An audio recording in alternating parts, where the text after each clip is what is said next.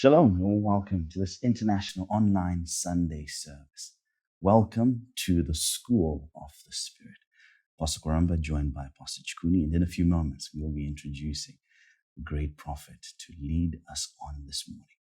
I want to take these couple of minutes just to prepare. We ask you that you also prepare yourselves wherever you are. If it's prayer, engage in prayer. If it's making sure that you have no distractions, make sure that you clear your space and get ready to receive from the Lord today. Man of God. Amazing time. We are in the season, the time. We are being schooled concerning matters of the Spirit. Exactly like you said, being schooled. You know, there's a dimension of revelation that makes it plain for man that they don't know much when it comes to the things of the Spirit.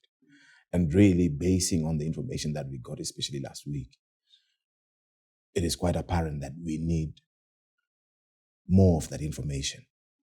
But at the same time, like you highlighted, we need to be prepared for the information and be ready to assimilate, because what is coming our way, especially this season, is just phenomenal.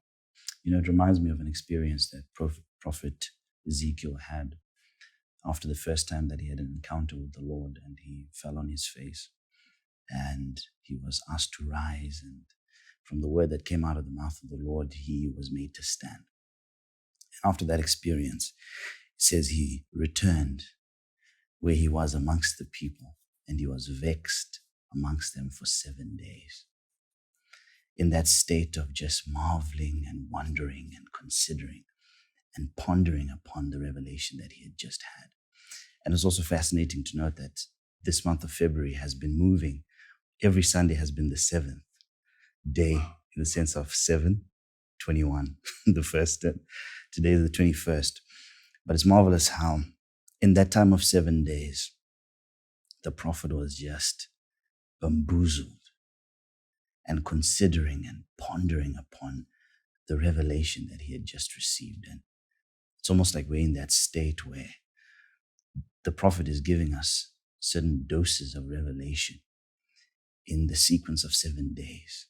Every single 7th day we gather here and we get a dose of that revelation, and you have your 7 days of fixation. we're overwhelmed by this information. And one thing that this information really brings out, apart from really looking at the expanse and the quantity and the weight of the revelation information and the brilliance of the light that we're getting now,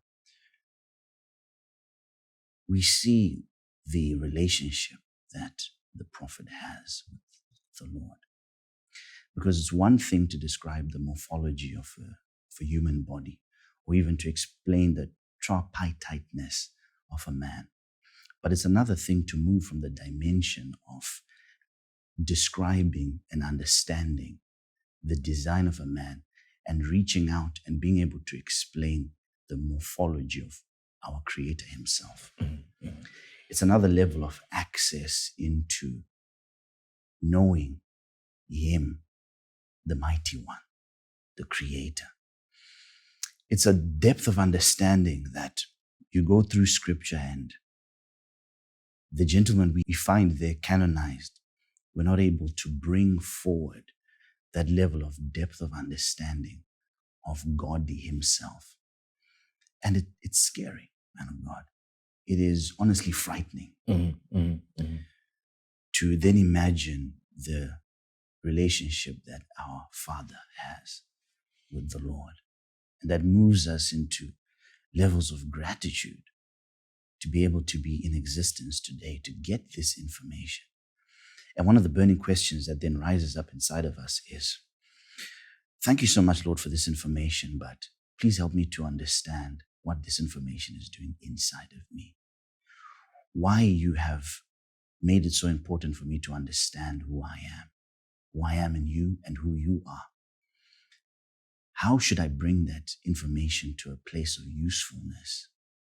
What in me is supposed to be developed in order for me to move in deeper understanding, to move in more grace, to move in greater levels of manifestation as your ambassador in this earth dimension. That's very powerful, Pastor Kwaramba. Let me start where you started. I believe that when information is researched and given, there's something that will always be amiss. But when the voice comes our way, like I've said before, he is imparting an experience upon us. Right. And I believe there is much more, like you said, that is taking place behind the scenes within us that qualifies us or that catapults us to another level. We see God, we hear God speak. And that's why I've always said, everything he says is in sync with what he has said and what he's going to say. And like you rightfully said, there comes a point where we also need to ask questions within ourselves. Probably trying to quantify what is taking place within us. We may not be able to do that.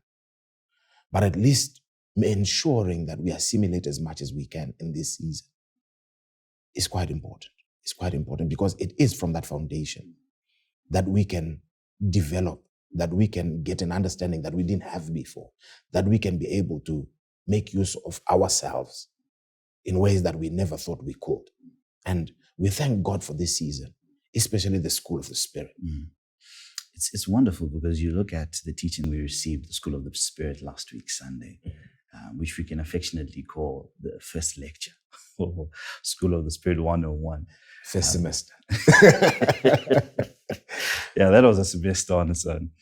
But you can actually sequentially and chronologically put the syllabi in chapter form from last week. And we want more of this information. We want to explore the spirit realm more, to understand the purpose of why we were made to begin with.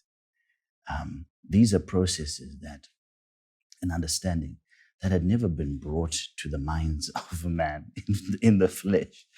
And we're getting this opportunity now where we sit around the prophet of God and we get information that is priceless. Priceless. Priceless. Pastor Kwaramba, I'm one of those that believe in thorough preparation. Our father gave an example last week and he talked about deep calling unto deep. And he said a very profound statement that the level of response also is very important in measuring the depth of a revelation or the depth of an encounter. And it's very important. I'll encourage my brothers and sisters that are watching. What we are about to get, what we are getting in this season, goes beyond the normal. This is information that has been hidden for centuries. This is information that no man has uttered before. These are revelations or encounters that God wants us to get in our time and understand in our time. And it's very important that we don't waste these opportunities. I believe in the spirit of the moment. I believe that at any point where our Father opens his mouth to speak, especially in this season, there is a reason, like you highlighted. And we really need to be prepared. We really need to listen with everything. I was watching the program during the week again, and I was looking at the comments, and a lot of people were showing that at some point it was going beyond them. So we need to prepare. We need to make sure we concentrate. Take notes where it's possible and ensure that we don't lose even a bit of this information. It's very important. That's right. Let's take these few moments now before we introduce the prophet to share this broadcast and invite those you love.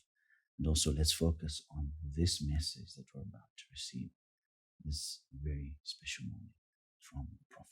Allow us to introduce him now. Greetings, our Father.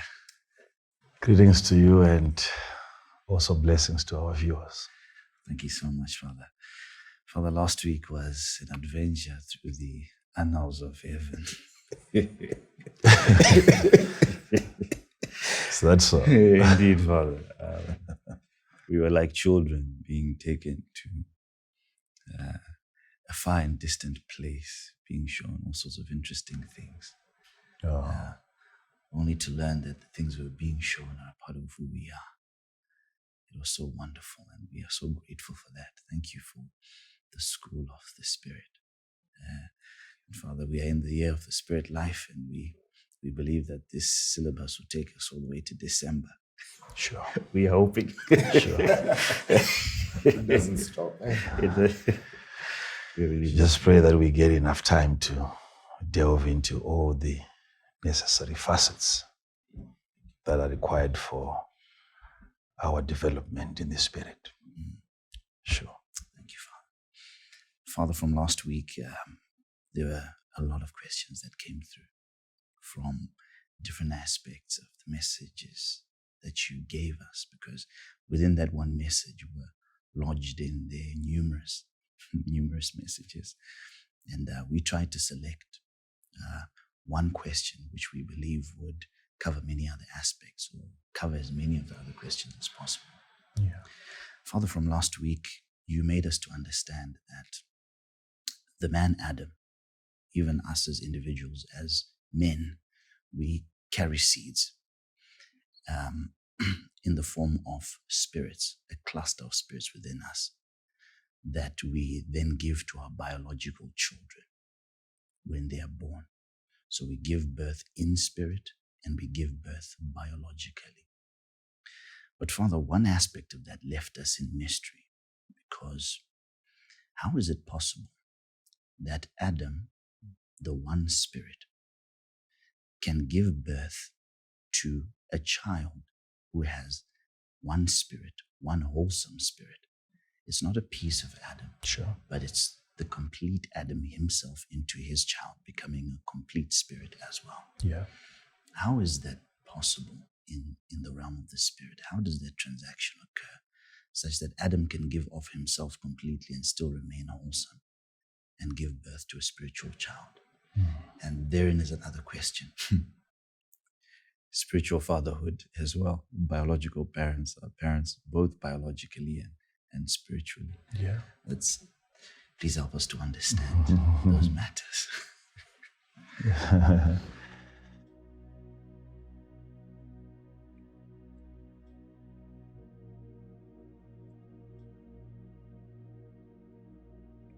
All right, but also given the topic that we advertised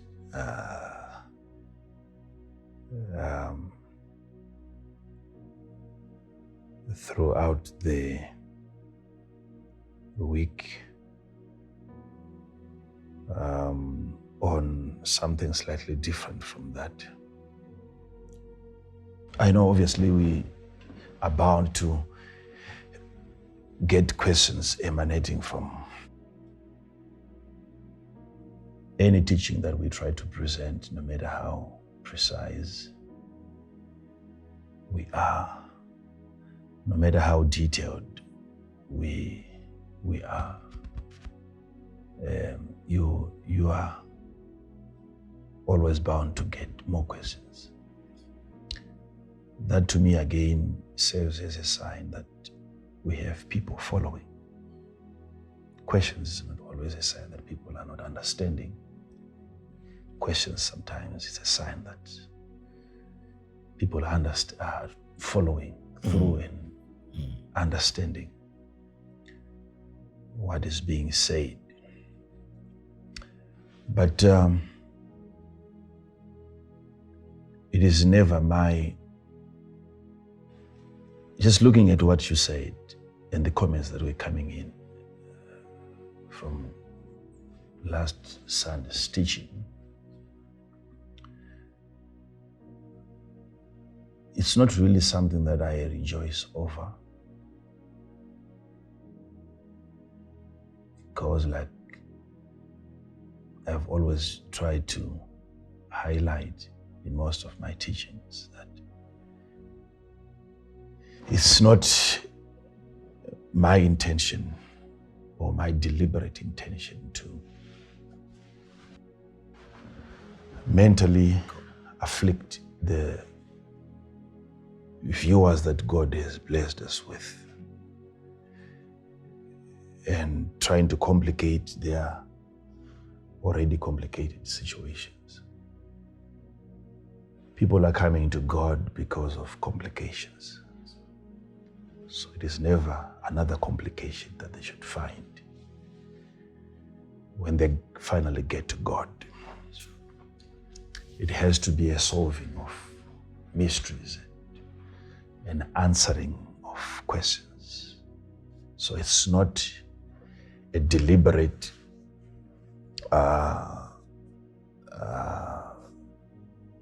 venture that I can say, but I feel sometimes very much obligated that if ever we are going to bring the body of Christ to a certain required spiritual civilization, there is need for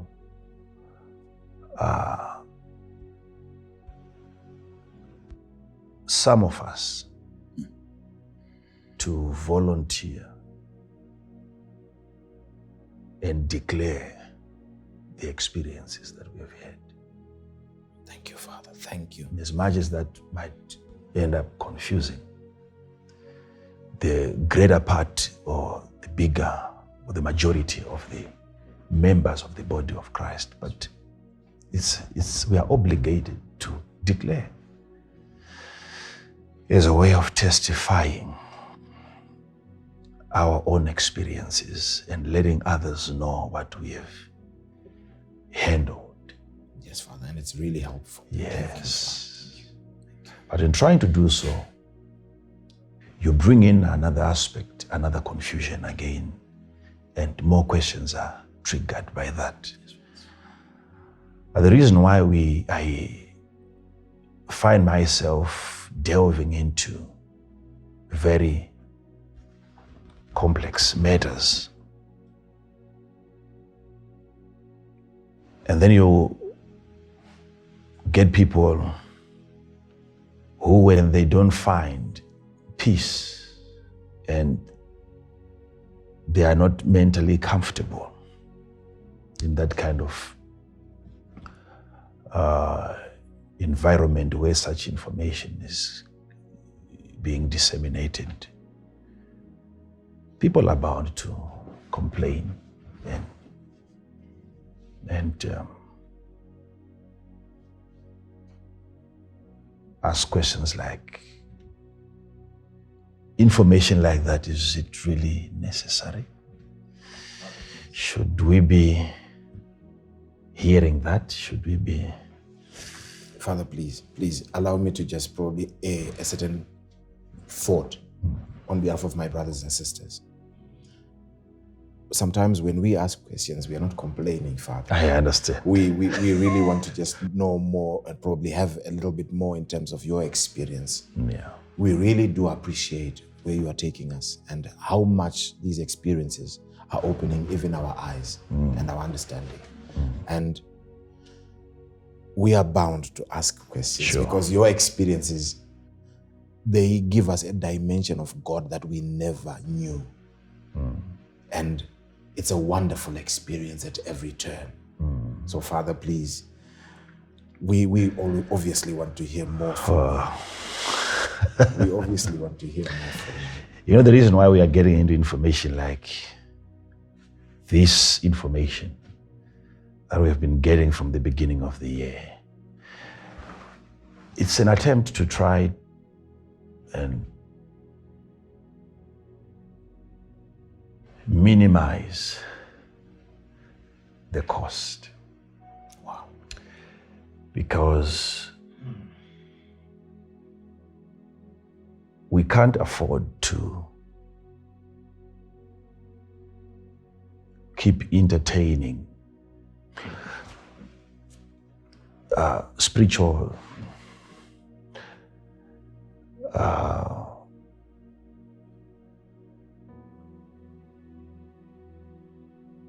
ignorance in the body of Christ, because when you try to identify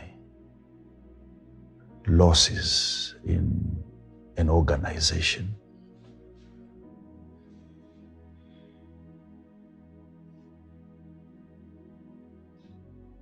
if you're running a business and you're making losses every time, there must be a moment where you pause and you go through every single transaction and find out, where did we get it wrong?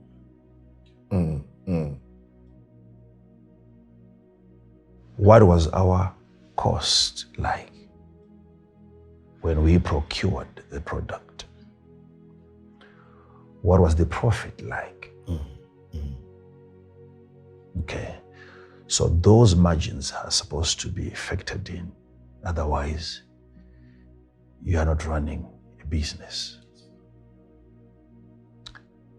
Even if it is charity work, there still has to be profit.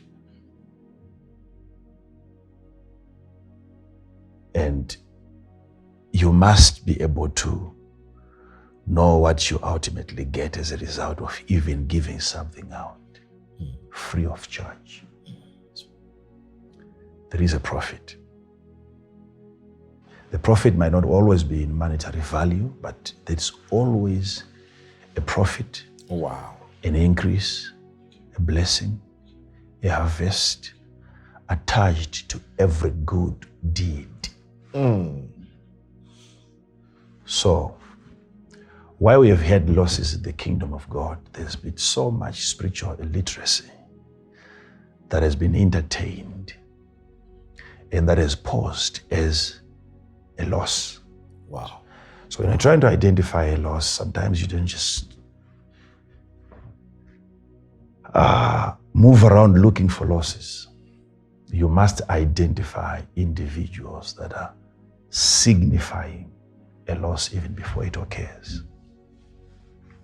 Okay?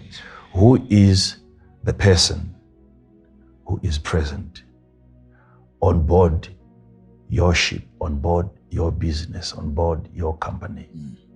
Who is there as a symbol of loss?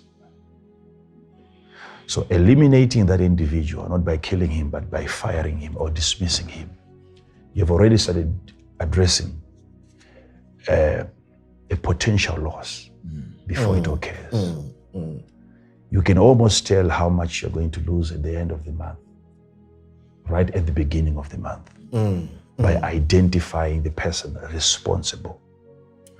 An untrained person on board your venture. Who is the person that you are paying for not doing it the right way? Yet you're paying him for that. So losses sometimes are in physical forms. Losses are sometimes personified. Who is the person responsible for the losses? So if we have had losses in the body of Christ, there are individuals that have entertained spiritual ignorance. And yet they are members of the body of Christ. They are not willing to subject themselves to spiritual civilization.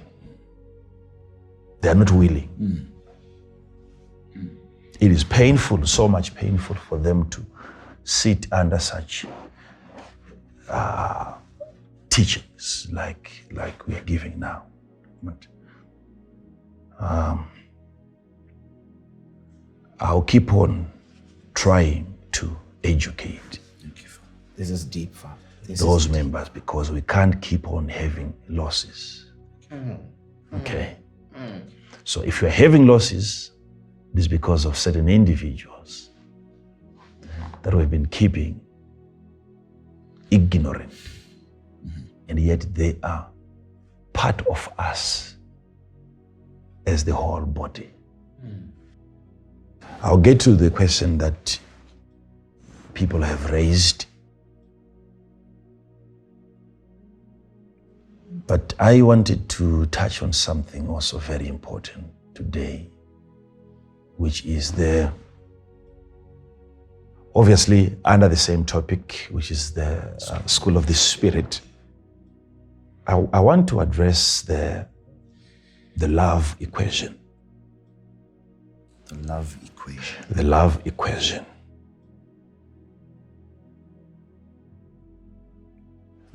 So, in as much as that question is very important, please remind me, because it is so necessary that you get to know the multiplication of yourself. Adam being one spirit, coming out of one God. And then he goes on to multiply. And that multiplication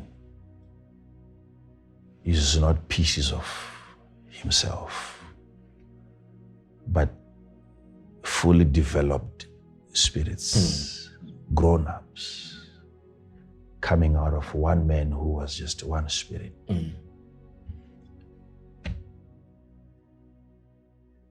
It's not hard to understand what is happening there. But the reason why I want to bring you to this love equation is because of how that then empowers you as a soul and as a spirit. Because the greatest power ever given by God to mankind is never exhibited in how much weight one can lift. It's not in pushing buildings and sometimes relocating mountains. The power of love is an aspect that has not been fully grasped by the church. And during this teaching, I've been also instructed by the Lord to throw in some of my personal experiences that I've had. And He has even asked me to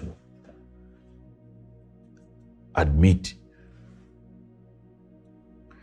where I was wrong, so that those that are still wrong today can be given hope that there is hope for them to change.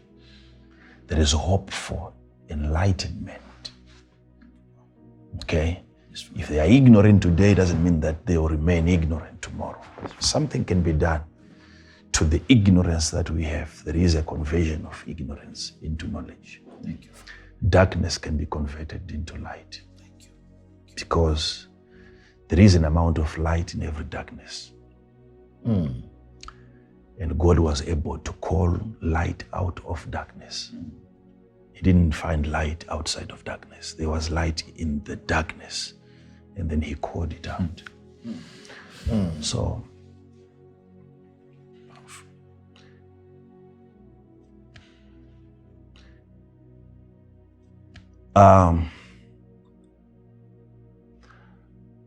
if you want to see the power of the soul flowing out of your physical manifestation, your physical body, unhindered, and you see yourself moving and behaving like God, you must be able to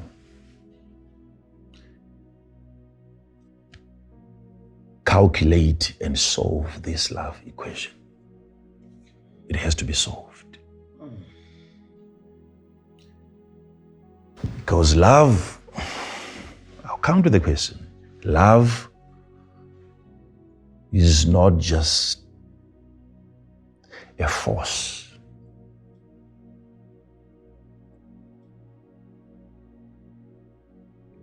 Love is the best way that your soul expresses itself. It's an expression of the soul. Love is not just good energy. Love is a language. If love is a language, it has to be factored in within the art of communication. We communicate through different languages, and if love is one of those languages, it means God has managed to invent a universal language that even cats can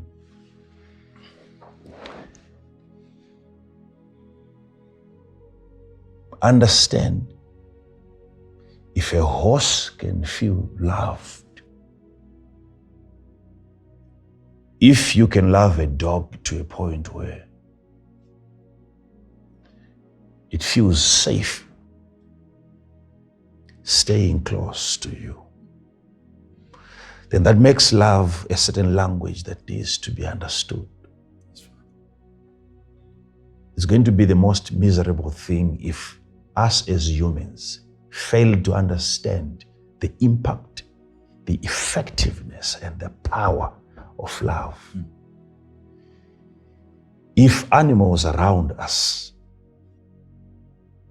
have been able to comprehend the power of love,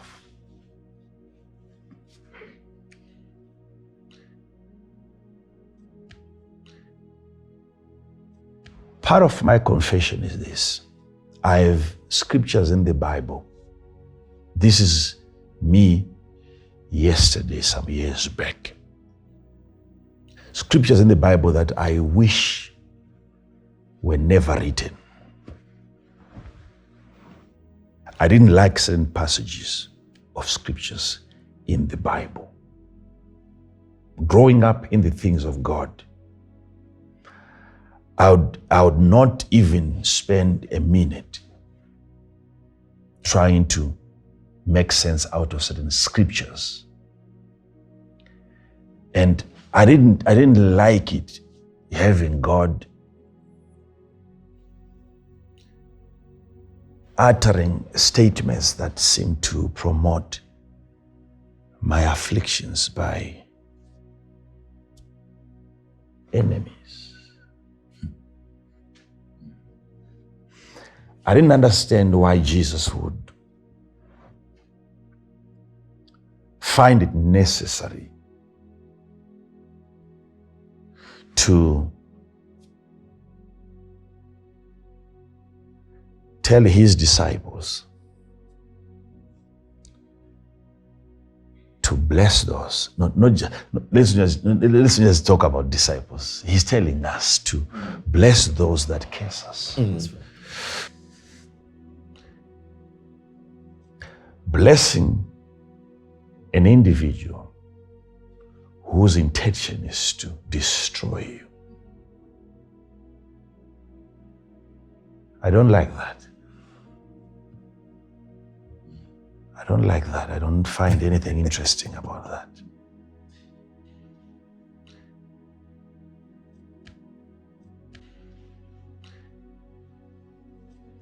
Sometimes that's proof that the Bible is really inspired, and whoever wrote was under some kind of inspiration. It wasn't.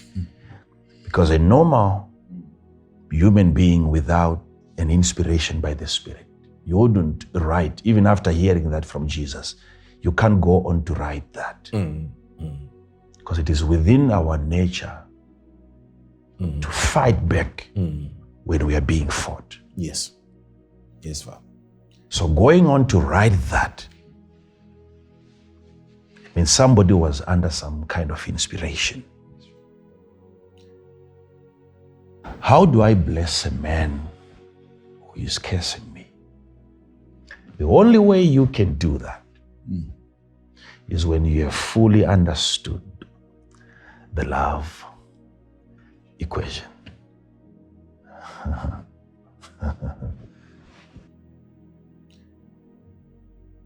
We are moving and operating as spirits. And how do you know that you have fully developed yourself and you have matured as a soul? That God can give you an assignment. You measure that by the expression of love, the amount of love, the exhibition of love, more than anything else that you can think of. Teach us, Father, teach us. You want to see the power of God. Yes, Father, we do.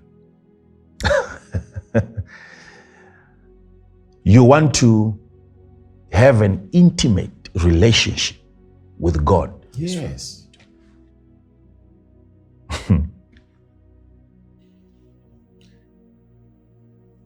Then you must pay maximum attention to today's teaching. Thank you, Father. Thank you. Do you know that you can heal more people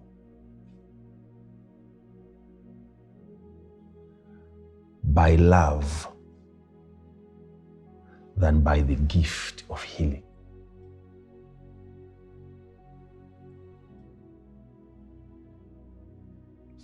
Wow. You can have more people recovering from afflictions, diseases, and different kinds of torments by the use of love than by the use of a healing gift or a gift of healing. You can heal more people using love than using the gift of healing. How is that so, Father? Do you know that we become more like God? Not when we are healing the sick, but when we are loving everyone. God loves, He's loving more people than the people that He is healing. I'll explain why, if love heals more people, Yes. why is God loving more people and healing less if love heals more than the gift of healing? How do you measure yourself to see how far you have gone in becoming like God? Is it the magnitude of miracles that you perform? Or is it the increase in the list of people that you love? How many people do you love? The love that you have towards other people. If love heals more people, notice, for God so loved the world. It was love that He gave. It was love that He had for the world. And then Jesus was given. It doesn't say for God so loved the world that He gave the money The love was expressed by the son when the son was handed over. But notice, why is it that if love can heal more people than the gift of healing, how come we have more than 70%, especially in this season? Most people are sick. And how come the love of God is not able to heal the 70%? If love heals more people than the gift of healing. Love doesn't heal when it is given. Love heals when it is received. Wow. It is the love that you have received that heals you, not the love that you have been loved with. It is at the point of receiving love that you recover from an affliction.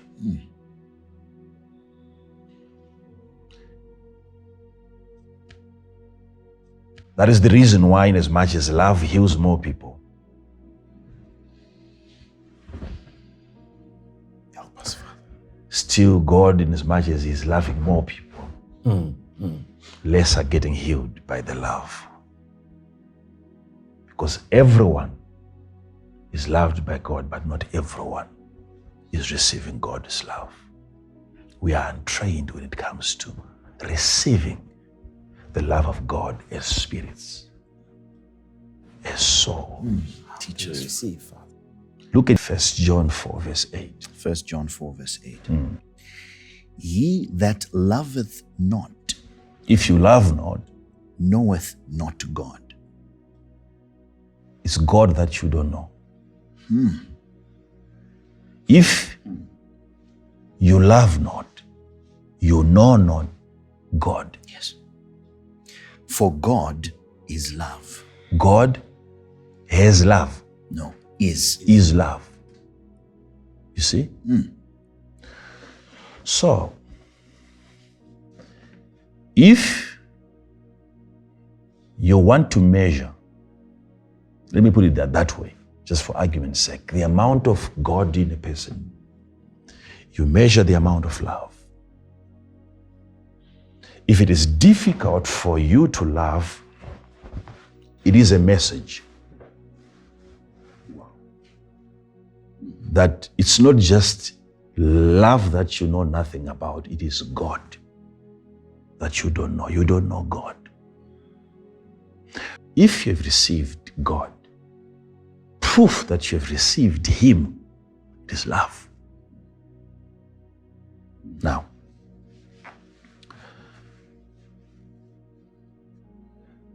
we can't be talking of the 10 Commandments outside of love. They are all hanging on love. Loving God, loving your neighbor, loving yourself. It's all about love. Loving God, loving yourself, and then loving your neighbor as you love yourself. Now, this is an exercise by the soul. If you want to become powerful than every force, all the forces in the world right now, negative forces, if you want to have dominion over negative forces, there's only one force. I have to teach you on that because you'll be amazed at the results that you'll begin to realize when this love equation is finally solved.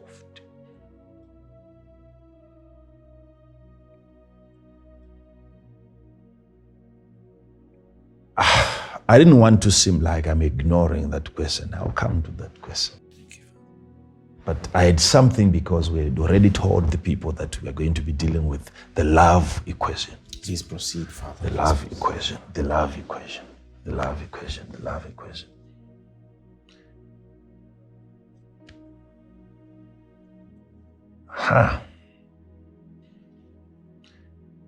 Do we really know what love is? If God is love, if God is love, and then it is love that we don't understand, it means it is God that we don't understand. Yes.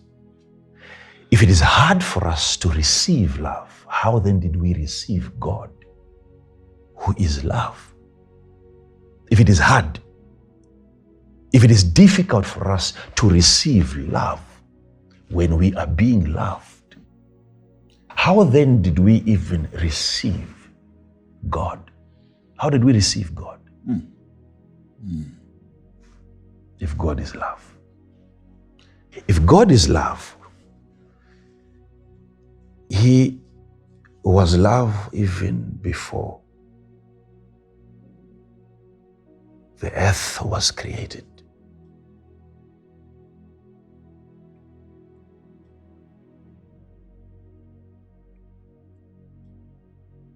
So what was He loving?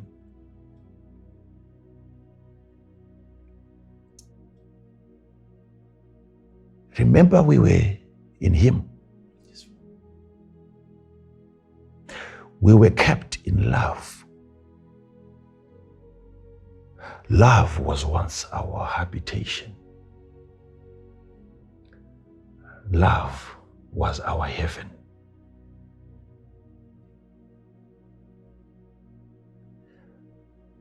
Love is a duplication of the atmosphere of heaven. When love is taking place, it's a recreation of heaven. You can't be in God and be talking of a different heaven. One mistake that you should never make when you're in the presence of Jesus, don't talk to Him about heaven. Don't make that mistake. When Jesus appears and He is standing right next to you and you are talking to Him, don't make a mistake. Remember that next time you get a revelation or an experience with Him. Yes. Don't discuss heaven with Jesus. Don't. It's an unnecessary subject. You can't have Jesus standing right next to you and what you talk about is a location which is not Himself. It's an insult. Because whatever experience that you desire in heaven, He is the cause. Okay? Yes, Father. Like I've told you before in one of my teachings, information that is common, that if the President of the United States of America gets into any plane, that plane becomes Air Force One. It's a taboo. Some of you, because you think your love for heaven is love for God. This is why you enjoy listening to a man of God who keeps talking about heaven and not about Jesus. You don't understand Him. What makes heaven heaven? It is Him. Wherever He goes, when He stands next to you, you can't be talking of another location, because then you are telling Him that there is another place that makes you feel more comfortable than being in His presence. This is deep, Father. You are undermining the man who makes heaven heaven. Don't talk about heaven when you're in the presence of Jesus. Don't make that mistake. Don't make that mistake. When He moves, heaven follows Him. It's an atmosphere of Jesus. That's heaven. So now that we have Jesus in us, why do we keep talking about going to heaven? We are hoping that we will get comfort, that a place is willing to offer more than what Jesus himself has offered. If I was the Lord himself standing next to you and you are missing another location which is not myself, if a man therefore be in Christ, if Jesus becomes your habitation, your city of refuge, you have escaped all forms of afflictions. Don't talk to him about another location that you yearn for whilst you have him. Don't. I'm teaching you already because you need to understand how to receive love.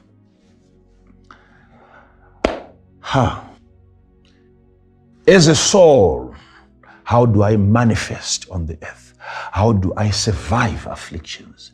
I must learn to receive love, because it is not the love that I'm loved with that heals me as a soul. It is the love that I receive. How do I receive the love of God from God? How do I receive the love of God from godly people? Notice. You will notice very soon the power, the energy that is going to be imparted into your soul today. Thank you, Father. When you understand this love equation today, it will not take you 25 days of prayer and fasting. All you need today is to understand this equation, and you will be shocked at the level of your operations in the spirit. Thank you, Father. As a soul. Can I explain something? Explain. Because majority of you people there, you don't think that love can really be an important subject when we're dealing with spirits. True, Father. That's correct, Father. You may think, you may feel like it's a diversion, but follow me. You have to realize why the receiving of love has been so difficult and even almost impossible. It is the way that love is packaged. It is the packaging of love that makes it hard for the recipients to appreciate the arrival of love. How love is packaged. I might have to talk about something that I also call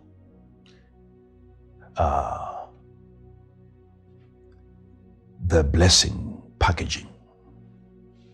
Okay. How? Separate from love. It's the same thing. Love is a blessing. It's the highest level of all blessings. But how that blessing gets packaged is what makes most people to resist that blessing. Because blessings are never wrapped in blessings. Love is never packaged in love. Okay? So by rejecting the packaging, we end up rejecting the content. What is contained.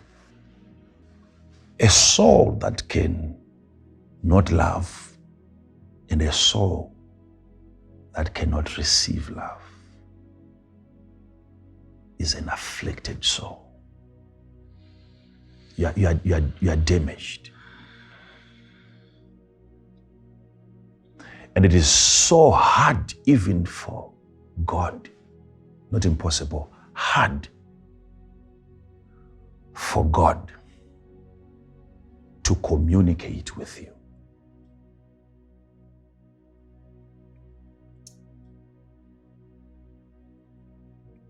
I said, if creatures around us can feel love, that makes love a universal language. So if we are to learn the love language, it means we can communicate with everything around us, not just people. Objects around us, it has been proven that whatever you love, when love is communicated, it is felt. It is known. It is received. And that makes that language the most powerful tool that we need.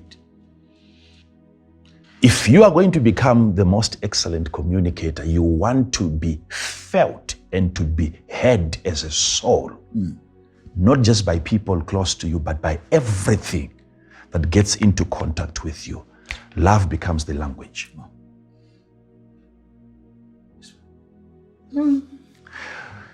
A soul that doesn't understand love, that soul is detached from God who is love.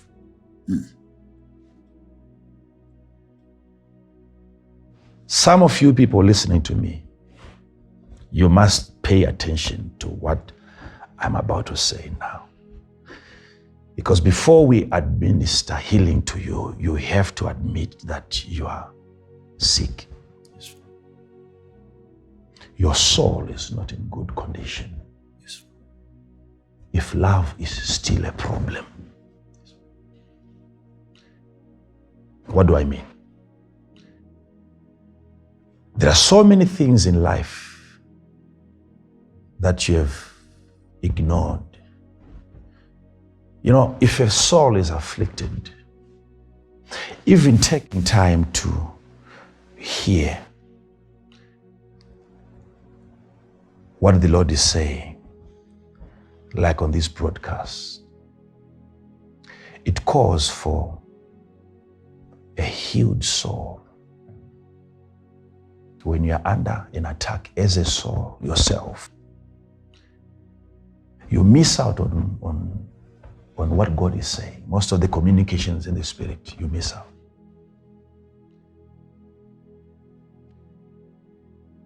How do you receive love?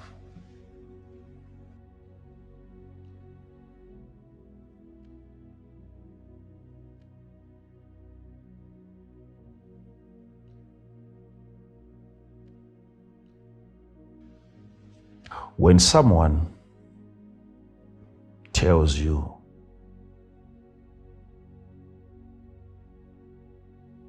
that,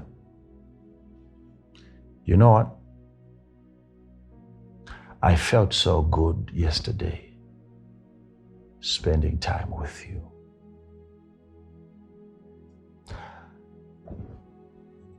If that person is your friend,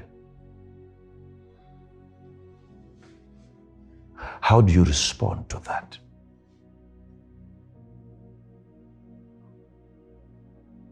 Because it is how you respond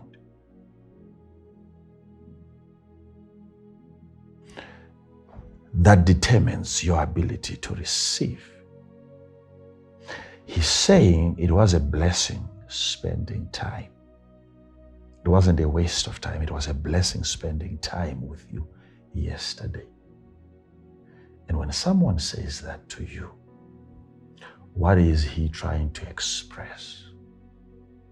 And how do you respond to that expression?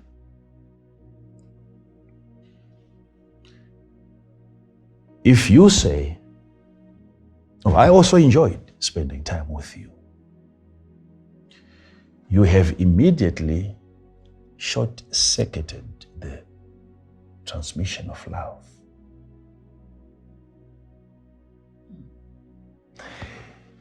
If you say, Prophet, you're looking good, you're putting on a nice tie, how do I respond to that? Either today or tomorrow or a week later, I owe you a response. Otherwise, that acknowledgement of a good tie has not been received. If you say you have a good tie and then I say, you also have a nice tie. Okay. That transaction can now no longer go on because somebody doesn't know how to receive.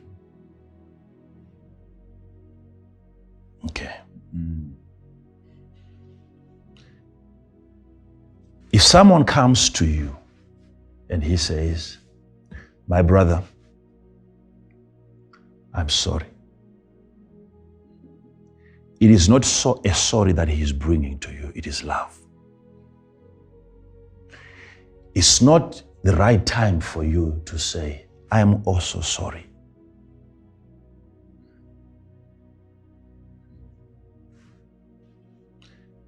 Those words must not be exchanged at the same time. If I come to you and I'm saying I'm sorry, you must give me an opportunity to explain myself. What brought me to that position? After 3 months of having sinned against you, having said things, wrong things about you, then finally I'm coming. You must consider experiences that I have had that you know nothing about. How the Spirit of God has been dealing with me for 3 months. Now that I have to come and say I'm sorry, don't interfere with the workings of the Spirit in my soul. Give me time to express myself. As much as you are responding, you must know how to respond, because it is a communication of not a sorry, but of love. You don't want the Holy Spirit to be working in your husband for 3 months, and then he comes to you and he makes a confession, and then you contradict the work of the Holy Spirit. You can have a man coming to you and he makes a confession and he tells you something that is going to devastate your heart. Notice, I said this before. You see, when the Holy Spirit convicts a person and then the person comes to you and then he makes a confession and then you are destroyed by the confession, it wasn't you who discovered that the man was cheating on you. It is the work of the Holy Spirit, not your work. And then he brings information, he volunteers secrets. Now that you know that the man has been misbehaving, be very careful with the way that you handle love. Because you don't want to then have the Holy Spirit regretting why he convicted the man in the first place. Because if you then get hurt in the process, that's not the operation, that's not the intention of the Spirit of God. Thank you, Father. Okay. It must be easier for you to forgive, especially if you are to consider the work that the Spirit of God has been doing in the man. Okay? So if you are destroyed by that, then the Spirit of God has learned a lesson. The next time I'm not going to convict people around him or around her. Okay? See this. Okay, let me put it in a way that people can understand. I've made that mistake myself because I didn't know how to receive. I'm part of you. That's why I said this. God said, you also have to include yourself. Something that if there's anything that you didn't know, that you didn't understand, now you know it, now you understand it. Those confessions must be heard even by people for them to be helped. I didn't know how to receive love. I struggled with that.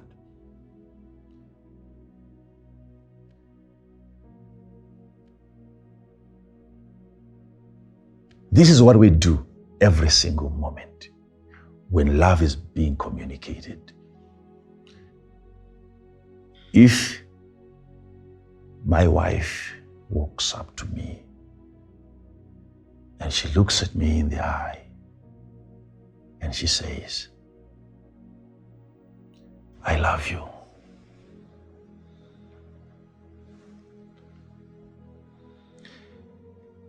It doesn't take me 3 seconds to respond by saying, I love you too.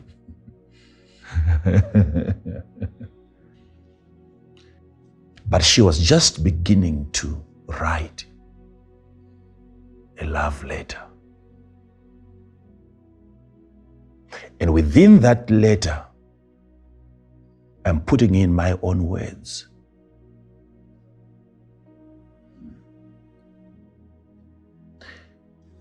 She created her moment. You don't understand what has been happening for 3 months, the work, the build-up of love, and it is time for her now to showcase. It's not my opportunity to tell her that I love her. She has created, she has discovered a window where she says, let me now express.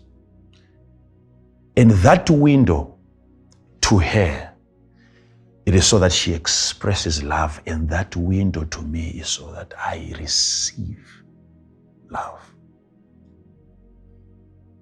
Okay? So she's just beginning to write a poem. And then immediately within that poem, I throw in my word. I love you too. Sounds good.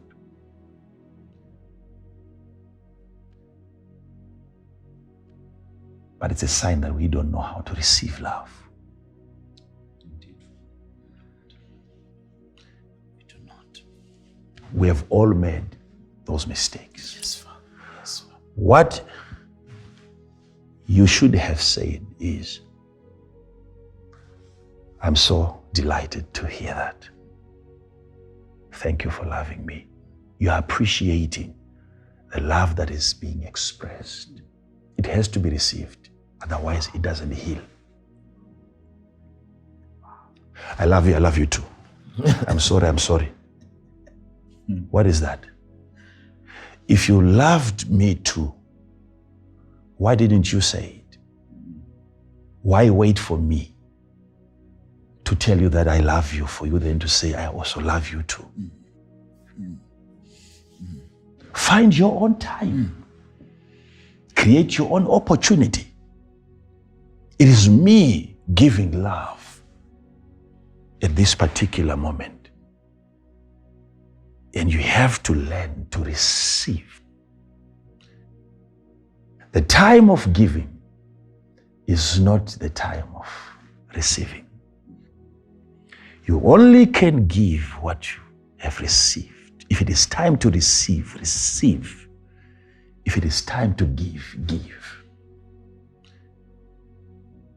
Had you given her an opportunity to go further into expressing and explaining that love, you were going to hear more than just, I love you.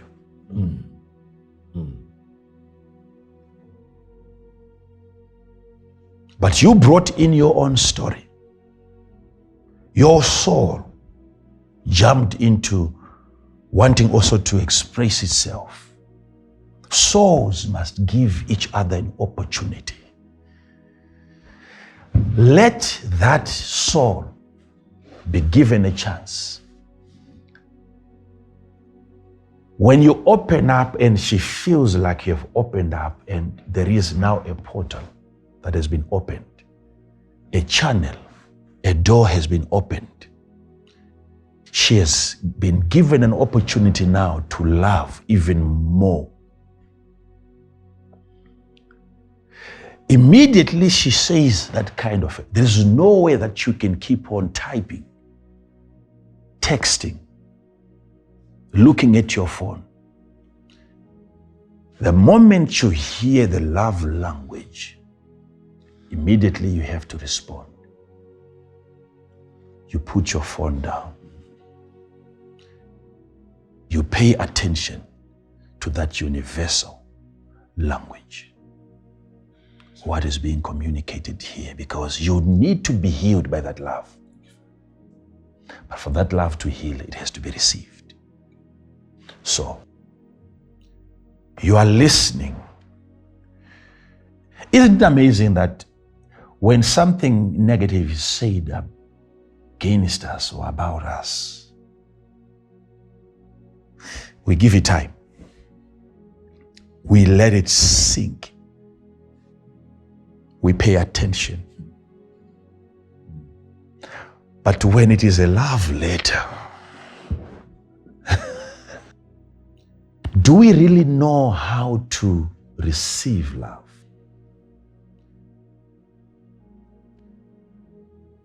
She was just beginning to narrate her story, her experiences. Had you paid attention, had you given her an opportunity, what else was she going to say? Oh, my dear, I'm so touched. I appreciate your love. Thank you. Do you know what was coming after that? You are not aware. Hear this. When you begin to love, the power that comes out of your soul, what happens to things around you? You see, I don't know, pastors, if what I'm saying is really getting into the minds of the people listening to me. Hear me. When you don't know how to respond to love, wherever you go, there are things in life that you will not appreciate. Things in life that you will never appreciate.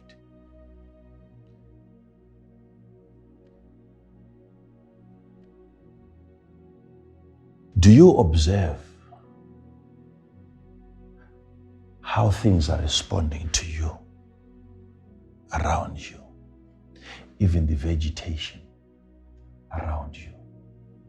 The love that you emit will improve things around you. There are people that are so much in a rush. They are serious in the morning, serious in the afternoon, serious in the night. Everything is so tense.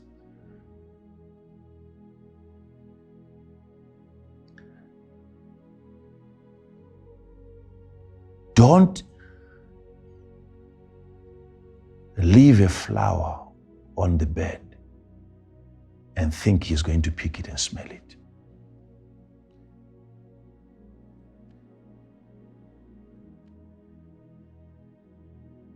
So serious to a point that a flower doesn't mean anything. He can never be stopped by nature to even gaze at a butterfly. Instead of kneeling down and spend just 10 minutes appreciating 3 butterflies enjoying themselves in your garden. What that does to a soul, you don't understand. A bird singing close to you in your yard early in the morning, the music of a bird. When a soul is afflicted, you pick a stone. In the next 5 seconds, that bird is dead. Everything around you has to die.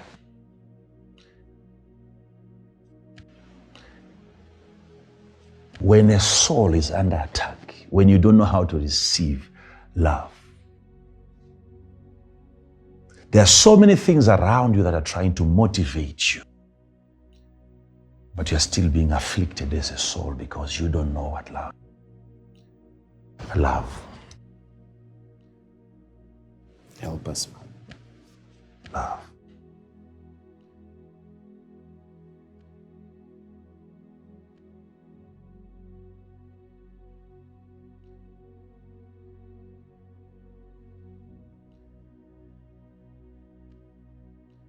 Now I'm beginning to teach on love now. Let me start teaching you on love. How do we balance? How do we equate? What is this equation all about?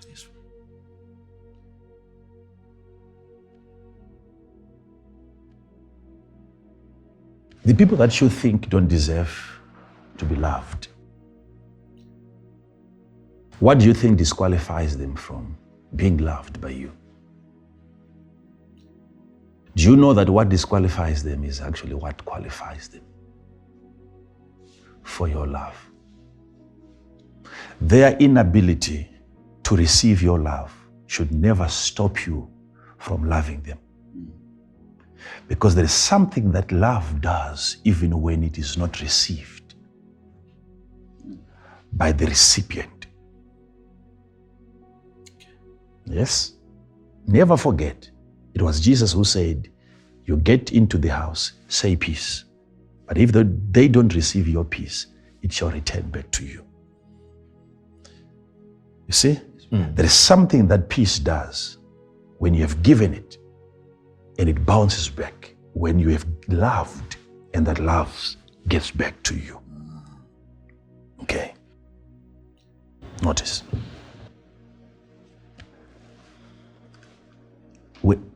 When Jesus said, let's read it. Let's read it.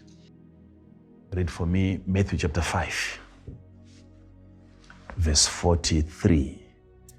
Matthew 5, verse number 43. I want you people to hear this. Ye have heard that it hath been said. It has been said. So there has been an utterance over this matter, and you heard it. Huh? Yes, Father. But thou shalt love thy neighbor. You have to love your neighbor and hate thine enemy. You have to hate your enemy. Yes? But I say unto you. So whoever said that,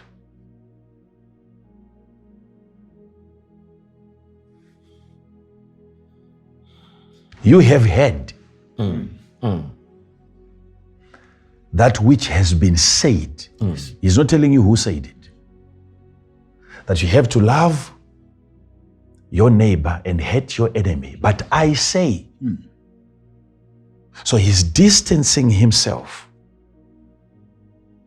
from what was once said. That you love only your neighbor and you hate your enemy. He's coming to say, this is now me saying. So you have to choose. Someone else is saying, and Jesus is also saying. But I say, but I say unto you, love your enemies. Love your enemies. Bless them that curse you. I don't like that. It doesn't matter it's Jesus saying that. I don't like that. Hear this. Hear this. Because I'm just thinking. Does Jesus realize the danger of what he's saying? This is not encouraging. I'm not encouraged by that. You must understand, because I've been moving from one place of ignorance into a better place of information, from one glory to another glory. I didn't like that. Do you realize, my Lord, what that is going to do? Are you saying, okay, it's not just me hearing you say what you're saying. Do you know if my enemy is to hear that? Are you not then encouraging him to curse me if I have to bless him after he has cursed me. You're not just encouraging me to bless my enemy, you are encouraging my enemy to curse me because he is in need of a blessing. If he hears this kind of transaction, if this is the equation of love, if this letter gets into the wrong hands, because everyone is searching for a blessing, and you have just told him that for me to bless them, they have to curse me. For me to love them, they have to be my enemies. Are you then not encouraging them to hate me more? No, this part I don't think people are getting this. Deep thought.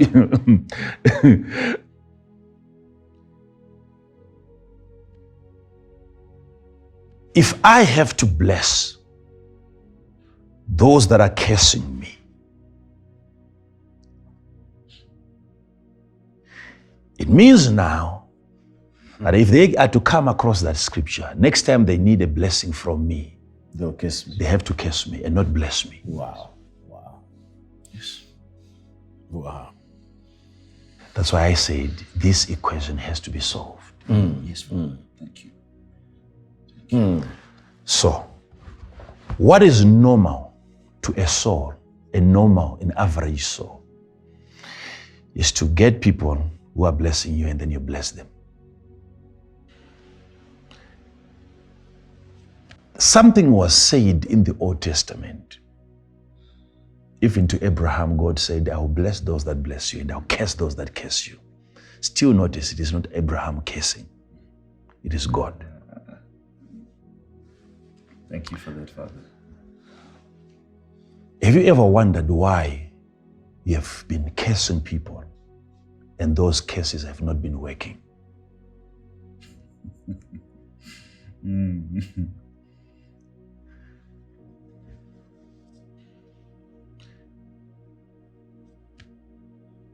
There is a reason. It's a wrong equation.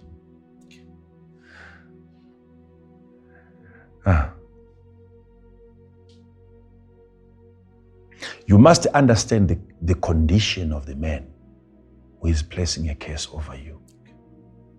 When you investigate his previous experiences and what makes him want to curse you, if you analyze that through the eyes of love,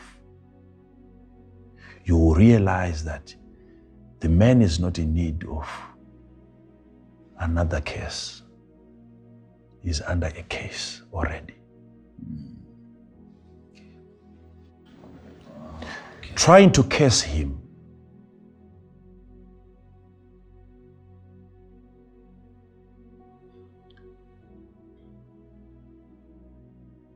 you are proving that you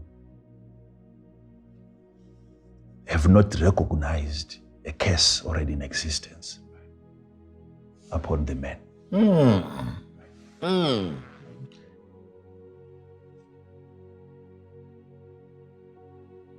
Lack of love is an affliction. Jealousy is a disease. The man is sick. Now, when you open your mouth and you try to curse a man who is already cursed, it's an expression of blindness, ignorance. You are not aware of the already existing curse. Okay, finish verse 44 first. But I say unto you, love your enemies, bless them that curse you, do good to them that hate you, and pray for them which despitefully use you and persecute you. Pray for them. Pray for them. Pray for them. Those that are despising us and those that are persecuting us, we pray for them. Yes. Do you like that? No. Don't like that.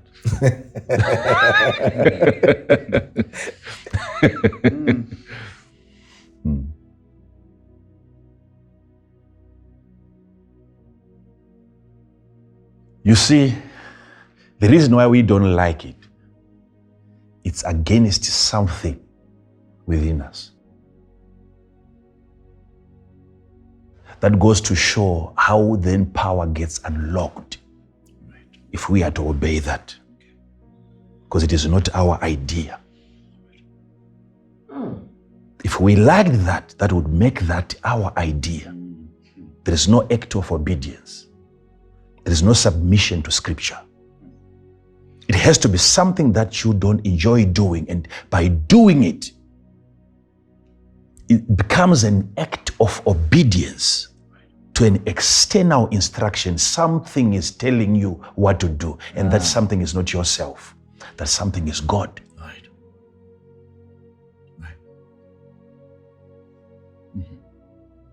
Hmm.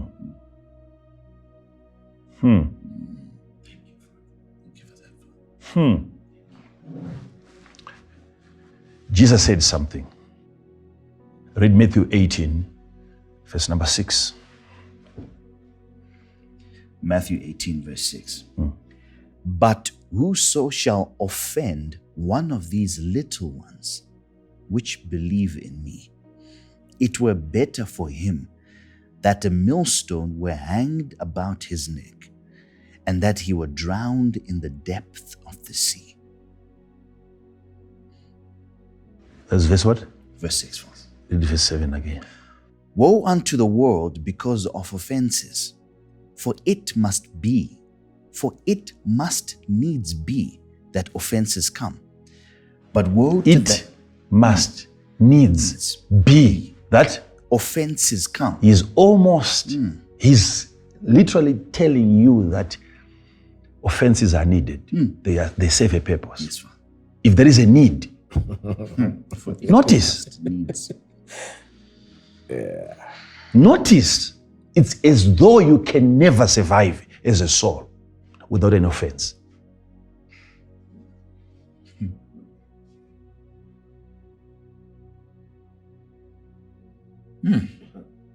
Read it again. Woe unto the world because of offenses. Woe unto the world. That word woe unto the world is already saying cursed is the world because of offenses. So it's already telling you that the world is already under a curse. That is why it is transmitting an offense. Right. Not so that you curse it again or you curse it further. It's a manifestation of a curse. Thank you. The world is coming for healing. It's an indication that I need help. It's an SOS. How do they submit to your healing power? They have to act head in your presence. Wow. They have to communicate their injuries when they finally identified the healing power of love. Read it, come on. Woe unto the world. because Cursed of is the world already because of what? offenses. Yes. For it must needs be that offenses come. But woe to that man by whom the offense cometh. So the man who brings the offenses, cursed is the man. Yes. Yes. Wherefore, if thy hand or thy foot, All right. Go to Luke chapter number 17. Luke 17, Verse 1. verse 1.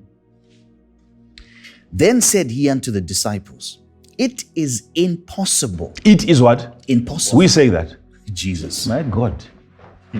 I wish that was another pastor. This is Jesus. If you hear him telling you of an impossible matter,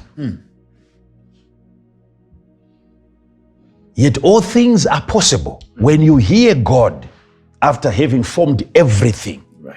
and he tells you what is impossible. Stop praying about that. Stop promising your children that they will not encounter such an experience. We are about to hear an impossible matter from Jesus. It is impossible That but that offenses will come. how many times have we prayed against offenses? numerous times. Why are we surprised when we're being offended? Ignorance. Precisely.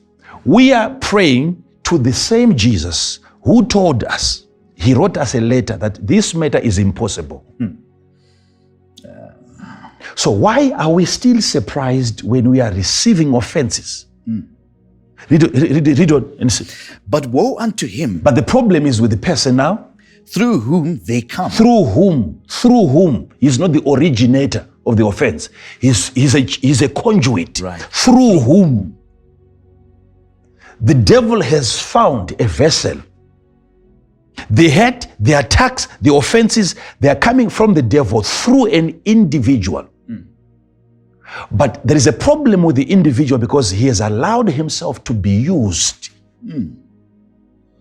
Who unto the person, yes? Through whom they come. It were better for It were him, better for him for him. that a millstone were hanged about his neck. Now, you must hear when Jesus is speaking. Jesus is proposing a better case for the man.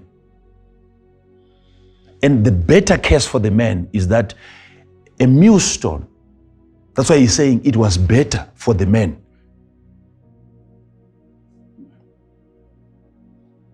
So that's not the case for the man.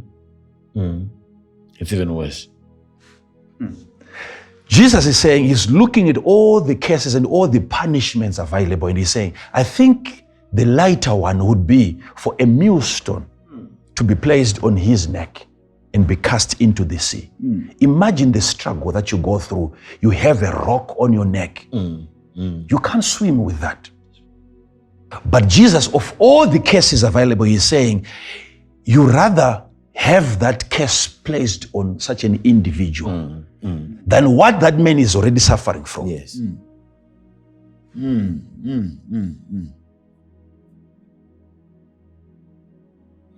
So, let's say Jesus is placing a case over that man who is going to bring offenses to you. What is left now for you to do is not even to curse the man. Because if Jesus is to curse, he curses better than you can do. There's a statement already declared upon the man. Already the man is under a curse. Cursed by someone that when he prays to himself. And he answers every prayer. He doesn't talk to himself and then he ignores what he's saying. So if Jesus has already cursed the man, why are you wasting your time trying to curse him again? Follow this. Read it. But woe unto him through whom they come. It were better for him that a millstone were hanged about his neck, and he cast into the sea, than that he should offend one of these little ones. Offending one of these little ones. Look at how many people are operating under a curse right now because they have offended you already.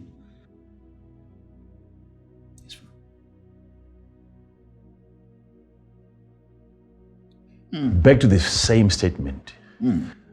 Why should I bless someone who is trying to curse me? When you begin to understand the love equation, you will realize that people like your enemies are needed for you to survive, for you to flourish as a soul.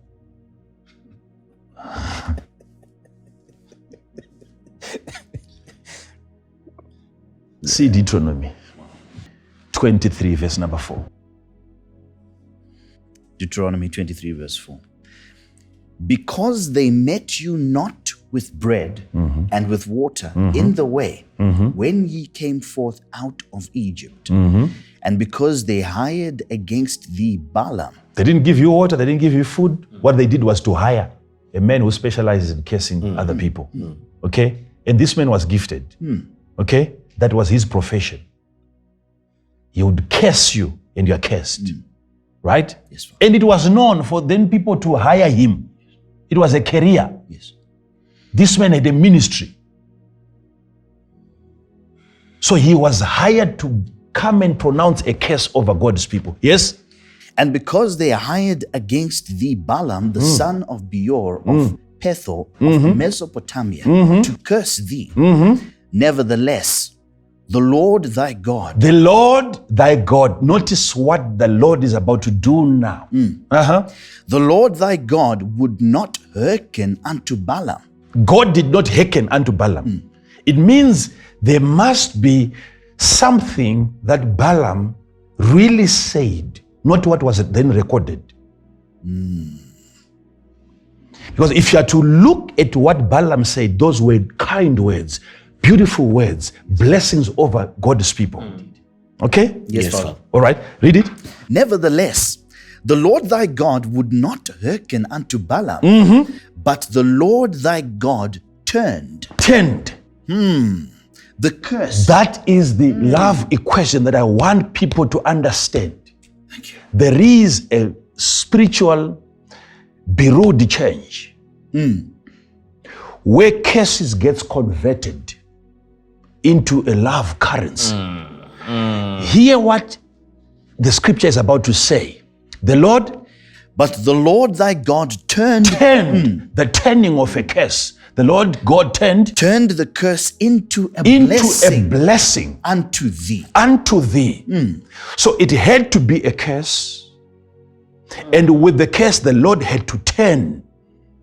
So when a curse is pronounced, it is as though they've contributed a raw material that then the Lord works with. Whoever curses you, he has given God something to work with. So unless a negative word is spoken against you, God has nothing to work with. Notice. He had to turn. So Balaam, in as much as he was hired, God had to agree to that he goes. And he curses God's people. What the conversion happened right in his mouth. That's not what he wanted to say. That's strong, Father. So what was recorded there, what Balaam said, is not exactly what he wanted to say. It was a conversion. Wow. So finally, when a man who is cursing you is supposed to be blessed by you, Jesus knows, he understands the transaction. That whoever cursed you is responsible of the blessing that you're now experiencing. Wow. So when you look at a man who is cursing you, instead of cursing him back, why curse a man who has just blessed you? He has given God material. And God has turned the curse into a blessing. So next time God wants to elevate you, you need more people raised, whether by the devil or by what, to pronounce curses over you without a cause. There mustn't be any cause. That's the only answer that I can give you why people that are getting cursed every single day, they keep on shining. That's the only reason. Thank you, Father. Notice, because I don't understand how God communicates and how God turns curses into blessings, I only wait for those that are coming to bless me, and then I bless them. But those are few. They are not responsible of most of your blessings. There are few that are blessing you. There are few people blessing you. If you need more blessings, you need more people cursing you. Wow. And that's what God then turns into what? A blessing.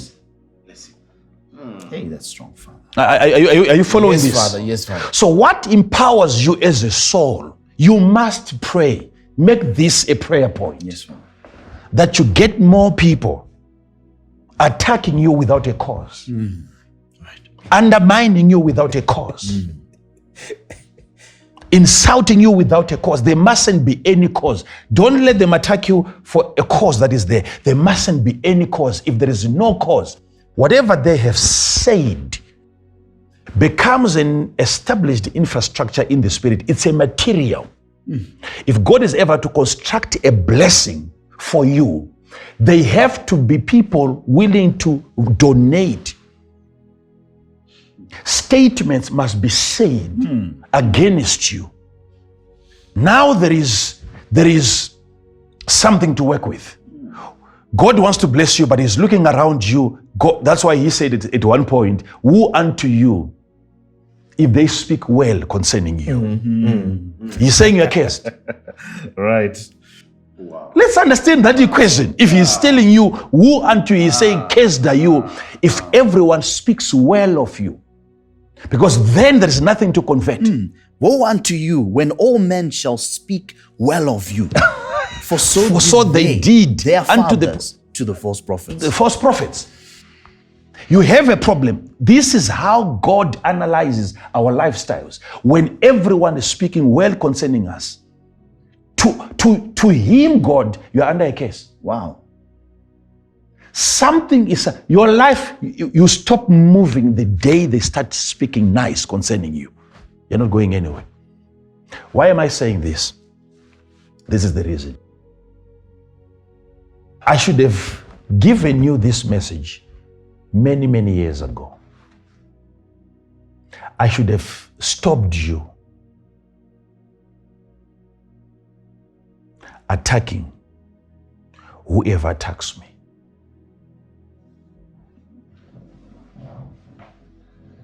Now I see the way that you're sitting now. You want to hear now about this. Okay, listen. Some of you people following me, some of you people who are members of our ministry, you have been responsible for me losing most of the blessings that God intended for me. Imagine I have an understanding of this equation, that unless I'm cursed, God doesn't have anything to turn into my blessing. And then once I get people fighting me, criticizing me, attacking me, and I have an understanding of the conversion, the rate, knowing how much that is going to add to my value in the spirit, then you don't celebrate that as sons and daughters. Look at how a person gets attacked in the comment section. I'm not saying Jesus is not teaching that you don't respond to critics. He's not teaching that. He's not saying you don't respond to enemies. It is how you respond, because love has to be the response. It is the love response. It is the love response. Wow. Do you know that people criticizing me have a way of elevate? Why are you not surprised that it's as though those who are willing to really attack me, God find ways of even giving them resources? And you wonder. Right. No, you're not following this part. Let me help you see something. I said I will be throwing in some of my confessions in there. Yes, Father. You want to hear some of this? Yes, Father. Yes, Father. I had this understanding years back.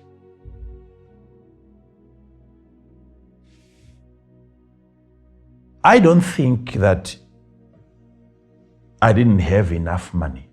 I don't think that I didn't have enough money to stop an article, a newspaper article against me. I don't believe that. Because with money, you can stop any article against you. Yes. Yes. And you can make them right. With money. Yes. Don't joke with money, you guys. But notice, whoever wanted to say anything against me in the papers, he would carry a story, a false story, an unverified story. And tomorrow, people are reading it in the paper.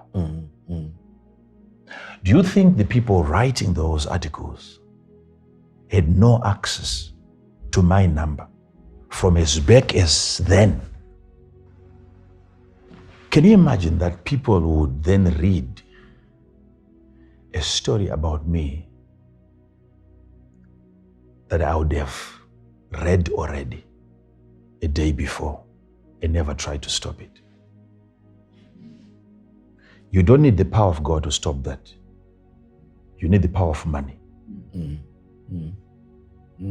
Why didn't we come up with a budget that caters for that, just so that my image is protected. Why not invest money in that? Because the paper that people are reading today, it was written yesterday. Mm-hmm. And it's not just the machines these are people typing. And those people are somehow connected to us. These are our brothers and our sisters. Yes, Father. They work in all those companies. Yes, Father. So we get to know what is being written concerning us even before everyone else. And yet when people are writing it, they believe the man is finished. When they are looking at an article, they are convinced he had no ways of stopping this from happening. Yes. And yet what we understand is the conversion of a curse into a blessing. Now, notice something, because this has been my style. I have to confess there. Hear this. Do you know, there was a time, what I never wanted to do in ministry is to be feeding the media, social media, to be paying journalists. From the word go, the Lord warned me that you will never be free. You will never enjoy peace.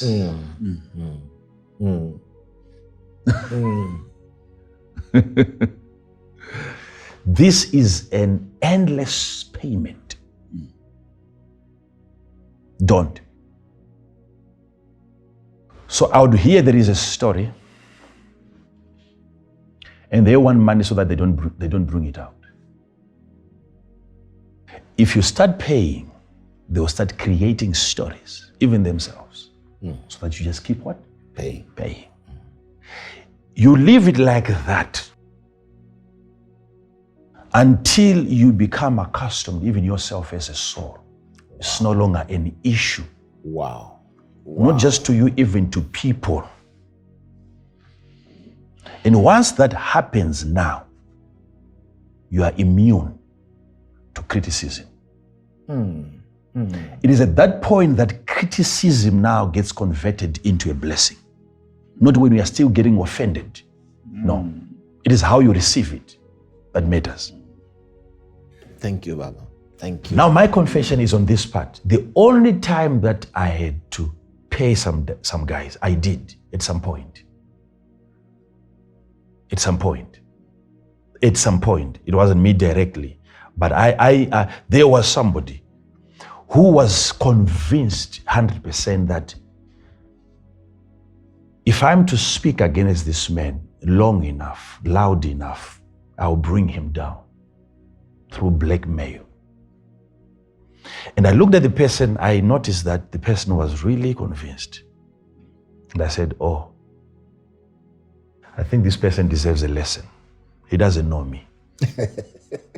He doesn't know me. So I wanted this message to be conveyed. Because before the person went on into the papers to write against me, he had written me a letter telling me and threatening me. He said, me threatening a person like... Then I said to the person, whatever you wanted me to do, because you have attached threats, and you said, if I don't behave like this, this is what you're going to do to me. And the person even went on to say, do you know whatever I say against you, people can believe? I said, this man is sick. I said, this person is sick. I've been under attack way before you knew me. And I'm still flying. Why can you not look at other attempts on the same person that have failed? I said, okay, whatever you wanted me to do, it's a simple thing that I can do in less than 20 minutes.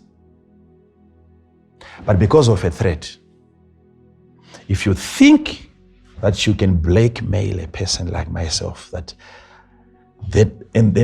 I can go to the grave, You need a lesson. Go ahead. That's the only time that when articles were coming out, journalists would contact some of my people, my PA, to say, we have an article. Somebody has brought an article. That's the only time that I would give about $1,000 to $2,000 to the journalist so that he doesn't remove a single word. 1,000 was so that he doesn't remove anything. Another 1,000 was so that he puts it on the first page. That's the payment. I have to confess. I want you to understand. Wow. So most of the things that people would see coming out, I would pay. Now, because I don't have anyone really fighting me who has more money than I have. So why are they successful? You must ask yourself that question. Why are they successful? Right. If I'm to use money again, because I understand that cases are needed. Come on, you're not getting what It's too deep, Father. It's too deep. So imagine I'm giving you this as an example of something that happened practically. Right. And I didn't want them to remove a single word. Otherwise, the person was going to believe it's because the journalist edited my article. That's why it's not having impact. Right. I wanted the person to learn a lesson. Attack, keep observing. Attack, keep looking at me and see. When you are done, then we'll talk. You can't be brought down by something that never raised you up. That's strong. I'm not a product of social media. No. I'm a God product. Yes, Father. I came out of the hands of God. Yes. Yes, Father. You see? Yes. Now, so my response was to even help facilitate their attacks. They had jealousy, but they didn't have enough finances to finance it. What do? That's how you bless your enemies. Wow. No. You have to follow. I'm saying this because I've been watching most of you members of our ministry. You don't understand this equation. It's true, Father. You are delaying my blessing. You are contradicting what the Spirit of God is doing by raising individuals who are bringing materials that are needed for my excellency as a soul. Okay, hear this. Let me. I'm sitting at home sometimes and I'm praying that I hope people won't attack this person because this person is serving a purpose. This man, this woman is providing materials.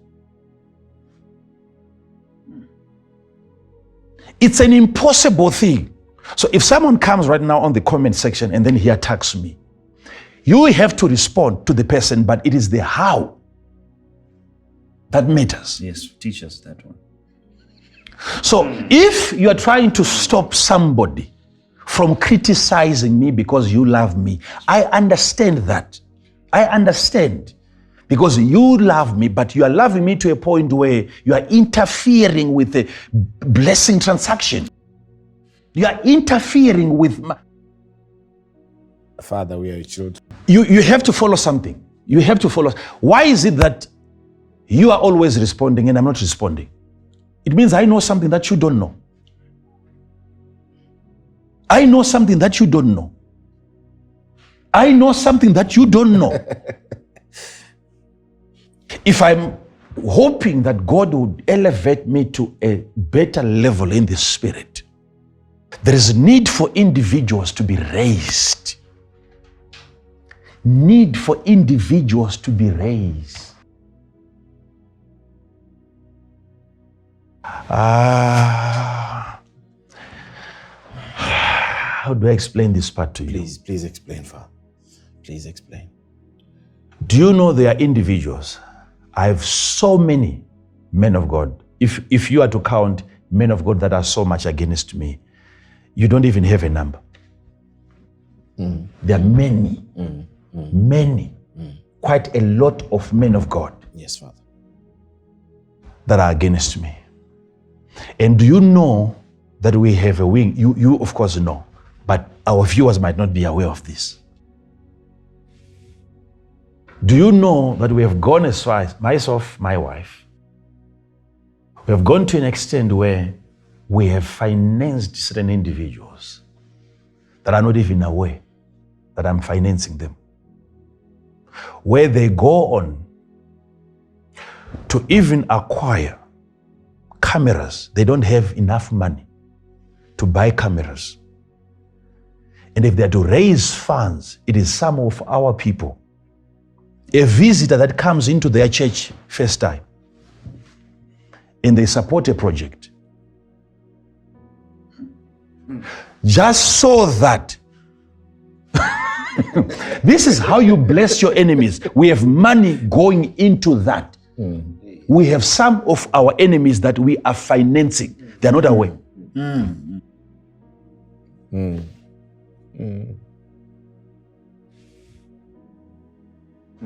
You're not following what I'm saying. I don't think you're getting what I'm saying. As for me. Hear me, what I'm saying. Follow this part. You have to follow this part. I have people right now that are driving cars that I have bought for them who are my enemies. But they don't know that that's my car because the person who gave them the car is not myself. I have ways of blessing my enemies.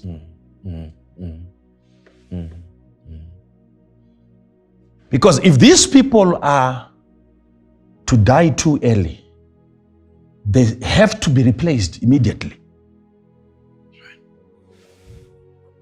Otherwise, there is a vacuum in my life. There are things that I will stop experiencing because there is no more people providing what is needed. Are you following this? Yes, ma'am. So some of you, because you don't take time to look and to analyze and to understand. Let me give you some practical examples because I've been instructed, I've been cleared by the Lord to communicate some of these things to you. You notice when I moved out of the Apostolic Faith Mission, I told our leadership way before it happened that at some point I'm going to be excommunicated. I told them. But then I told them that in a vision, I saw somebody coming. There are people who are coming, and I gave a description of the person who was coming to announce my departure. Way before that individual became a provincial leader, not the head of the province as such, but he had a position in the structures of the province. Yes. So I said, I saw Mr. So and so coming. It was like we were in a building and there was still, before we even put a wall around it. And then I saw an individual coming and announcing that I'm no longer part of the church. That was before we even got the place where we finally built a church in Chitumbwezi. And we went on to build. It was a steel structure. Before it was completed, here comes the issue. And the man that I had mentioned during that meeting with a name, it didn't make sense then because no one ever thought he would hold such a position even to come and then make an announcement. So after so many years and then elections took place and then this person also got into one of the positions, then here comes the day. We knew it was coming. How many days before? Yes. Many years. Yes. So finally the days arrived. Word for word, everything that was happening there, all of our committee, they were just holding their mouth like that because it was word for word. So they said he's no longer part of us. He has got his own ministry. A lot of things were said. You remember that day that people started walking out, some picked some bricks. It was about to become violent. Okay. I want you now to read, because this has been my understanding ever since. People are holding on to bricks. They want to stone the leadership. I'd taken my opportunity to speak to the people. Then it was now their opportunity to take over the assembly, because it is theirs. True. So I wasn't supposed to go back again to the pulpit and say anything else, because they have finally taken over. You remember that day? It was chaotic. Somebody was going to be killed. Yes, Father. Yes, I had to ask for permission to go back to the pulpit. I said, please, can I go back again? I went back to the pulpit. I had to ask for the microphone from the men, and I said, please, just for a moment. Yes. And it's recorded. Yes, Father. And I had to make an announcement. I said, this is what I'm seeing you do. It's against my teachings. Yes, Father. If you say that you were following me, if you were present every day that I was teaching, this is against my teachings. You are proving to me today that I've been wasting my time. This kind of a behavior, it's contrary. Yes, Father. It's against my beliefs. Yes. But today, now I know I was just wasting my time talking to a wrong person. Who taught you to behave like this to leadership? At that time, some people were already outside. Yes. People were already walking out. Singing songs. Some were even at the point of even insulting me. Yes. No, don't defend those people. Yes. You're too weak and so on and so on. Why talk nice about those people? You see now, I had an understanding from the word go. Now, hear this. This is exactly what is still happening. Our members are still throwing stones. Are you known for loving? Wow. Or you're known for attacking?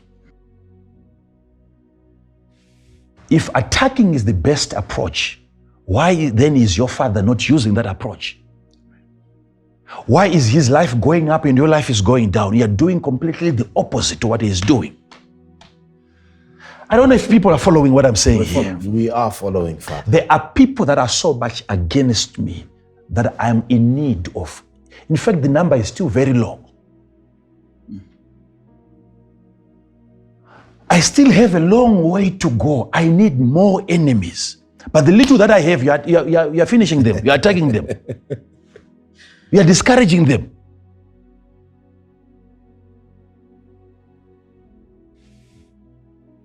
So when we started ministry, there are those that knew that I had so many enemies. You know what happened? You know, there came a time when I was in a position where I said to God, God, why are you bringing these people to me? You know, it was like every person who gets abused in the church, they'd found a landing place. Yes. They were coming to me. Sexually abused, some of them. You know, some of them would bring evidence to my office, knowing that that man was against me. So they would feel like if I go to Makandiwa, he has something against that man as well. And I would receive that evidence and ask the person, do you have any other evidence apart from this? And the person says, this is the only evidence. Do you mind if I can keep this for you? And the person says, I've brought it to you so that you keep it. But what do? I would ask people to keep quiet. If it wasn't a rape, if it was a relationship, you've made a mistake. You participated in that. You must have known you can't be in an intimate relationship with a man of God. He's not a man of God. Yes, Father. You have sinned against God. He has sinned against. Both of you are supposed to repent. But at least you have a chance because you have come to the man of God. And I will help the person to go through the recovery process. But I wouldn't allow that person to go on and publish such videos against a man of God. Now, the person is quiet, but hear what that man of God is saying. Hear what that man of God is saying. Surviving that, that's how you can test your soul, how you have developed into becoming like God. Now, you see,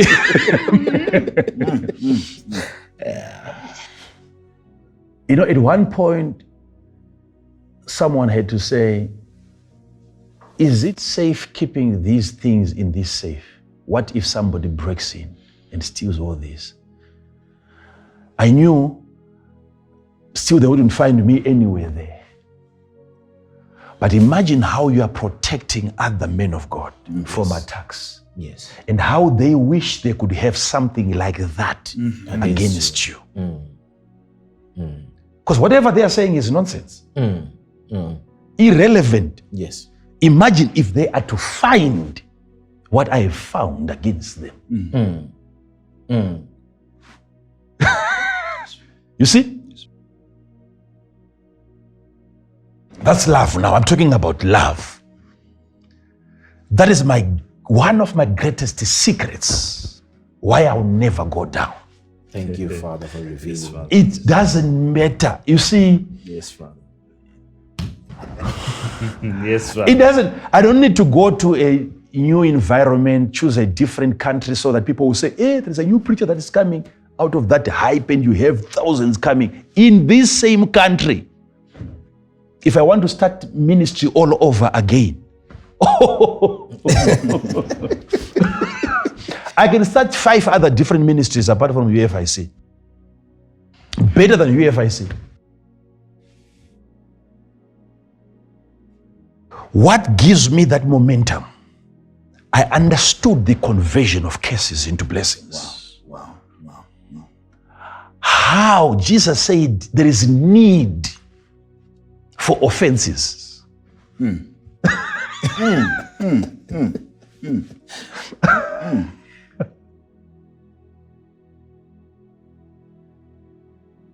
see, a certain woman who was once married to another man of God before they separated, once came for a counseling. And she wasn't really comfortable because she found out there was a camera in there. So she said, my prayer, she was kneeling down, she said, my prayer is that I know you might not tell people because I've never heard you mention people by names and telling other people their problems. But I fear that thing. She was pointing at the camera. She said, I fear that thing. If that thing gets into the hands of my husband, if my husband gets to know that I was here, he will physically kill me. And I said, sit down. Let me hear your story. She said, I'm not going to sit. She sat on the floor. She began to narrate her story.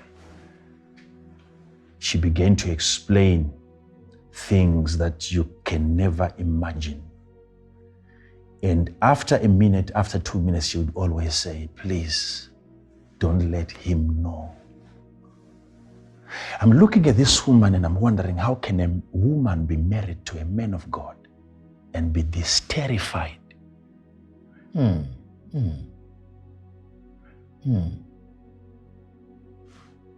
I thought being married to a man of God, you are closer to God. Yes. How can this woman be this terrorized that she keeps reminding me that just make sure. She explained from the beginning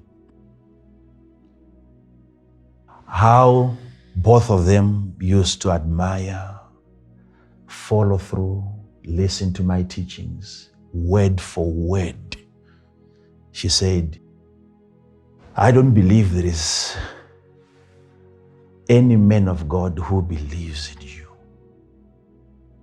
than my husband. Everything we do was molded according to your script, your word. We believe in you. But I've come because I don't want our children to receive a curse because of what my husband is doing. He speaks against you. But he wasn't like that. He made efforts through your protocols. He needed your mentorship, and he was resisted. One day, he became so angry after having fasted 3 days, 3 nights, believing that he would get an opportunity to sit under you. Every avenue, he couldn't find a way. Then he told me, this is the wife now, he told me, if this is what they want, let me do the opposite. And from that moment, he has been working against you, promoting articles, paying people to attack you. So she's explaining how love then turned into jealousy. Are you following this? The following. So from that moment, he didn't stop there. The woman was crying. She was saying, I'm not the only wife to this man now. He's sleeping with every single woman that walks, no matter how old, that walks into the church. This man is sleeping with them. He's raping young girls. You are having a wife confessing all this. After every 2 minutes, she looks at the camera, she looks at me, she says, I just pray that he doesn't get to see this.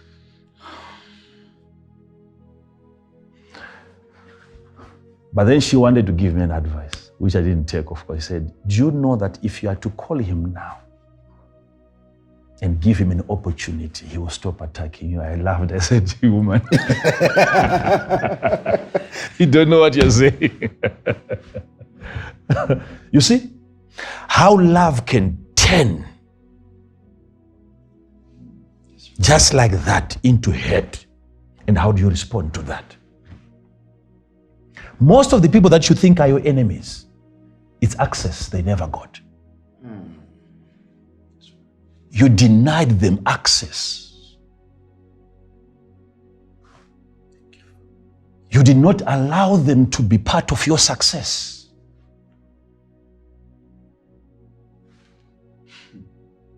Are you following this? Yes, Father, we are.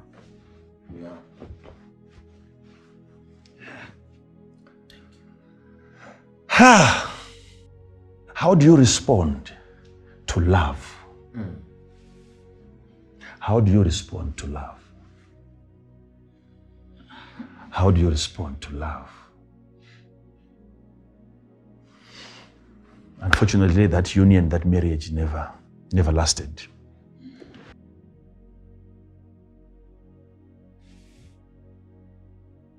But is it because the man is really against me? Never. So some of you now, when you find a person who is attacking the man that you love, you jump into fighting back because you don't know what the man would have experienced. Don't be quick to judge people. Don't. If you hear somebody telling you that, I don't believe in a pastor, I don't believe in a bishop, I don't believe in a prophet, don't be quick to judge. You don't know what that person might have experienced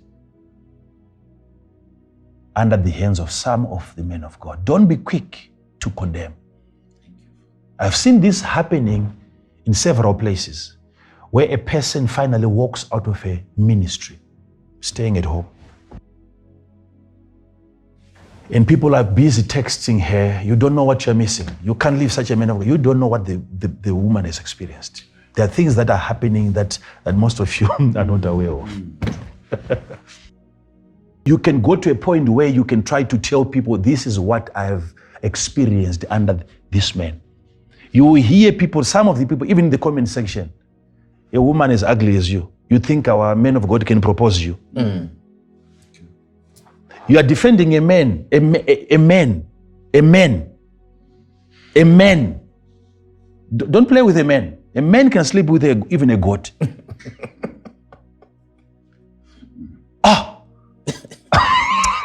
What are you talking about? You will be surprised trying to cry. You have gone to the wrong place. Media is not the right platform. You can't go there and start complaining and start telling people what you've gone through. You need to find the healer of a soul. Wow. People, they look at you when you're saying a man of God slept with you. You know, most people, they are looking at your face trying to see, is it true that the man of God can sleep with that kind of a? You are joking. You don't understand the man. So you've been abused by the men of God. Now you are being abused by the members of that church. Yet what you're saying is true. You've just gone to the wrong place.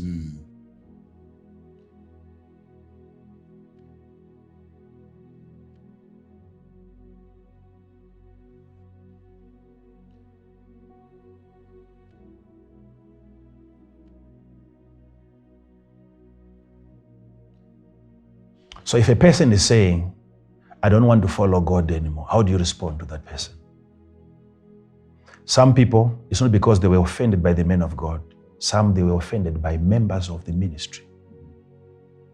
Members of the ministry, but you see, what people do every time, they escalate their anger.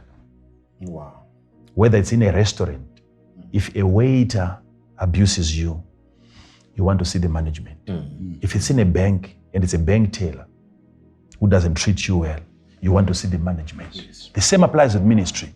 You get abused by another member of the church. When they go out, they don't talk about those members. Right. They talk about the prophet. Yes. They talk about the management. You see? Yes, Father. What is happening there? It's because we think that people are coming to church every time for a good sermon. And you wonder, after delivering a good sermon, someone doesn't come back again. Who told you everyone is coming for a good sermon? Some, they had good sermons already. But there is a missing element, love. And if the person doesn't get that, in as much as he has gotten the message, the sermon, he's not coming there, because people everywhere, they are looking. It's not a sermon that they want, it's love. So you are later on preaching to a man who has already been abused by another member of the church, because they don't also understand that they have a ministry in that same church. Their ministry is to love before I preach and love after I've preached. So you don't want a newcomer to sit in an environment, everything around him is contradicting what the preacher is saying. No love at all. What is that? What is that? So if a person gets into that kind of a church, I don't care that ministry is the one that I'm leading. If you don't feel loved, don't stay there. Don't stay. Don't waste your time. You'd rather go to another traditional church. No spiritual gifts, then nothing is happening, but at least there is this universal language where you feel loved.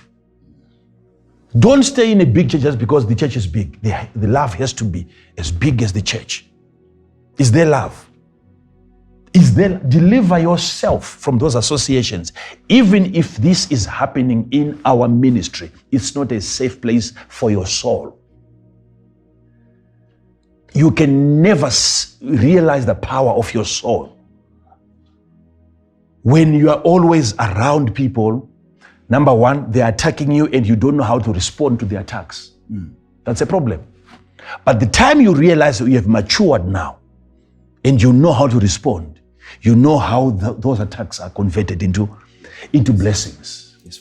But if you are not yet mature, find a better place, a suitable, a comfortable place for you. Until you mature, then you can go back to your enemies and you live in their camp and you survive. You see, so how much even money are you investing into getting more enemies?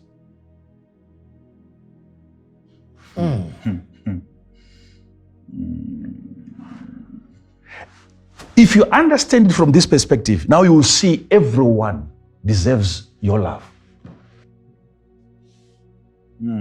It's powerful, Father. Thank you, Father. It's strong, Father. Thank you. Everyone deserves your love.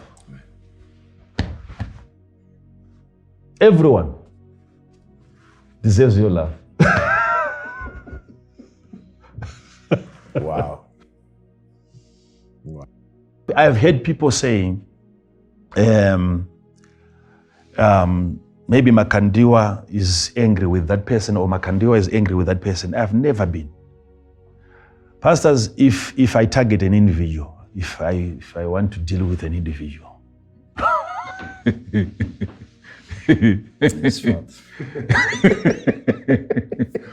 I don't attack people. I don't attack people because I don't do it twice. I don't attack twice.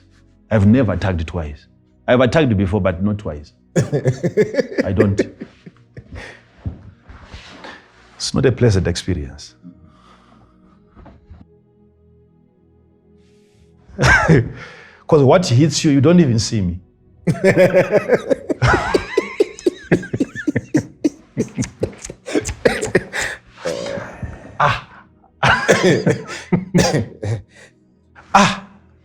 We determine the lifespan of certain ministries that are out there.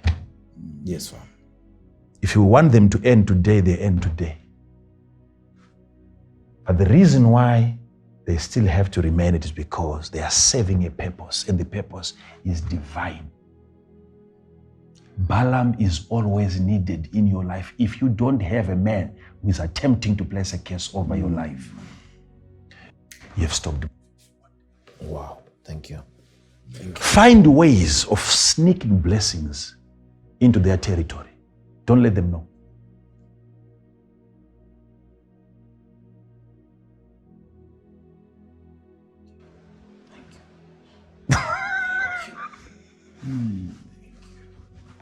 Wow.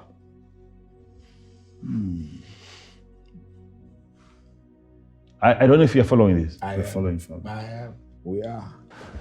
But was I supposed to stop you? Let's say I'm being attacked. Was I supposed to stop you from fighting back? Back then, no. Because Jesus did not stop Peter from cutting that man's ear before he went on to cut the ear.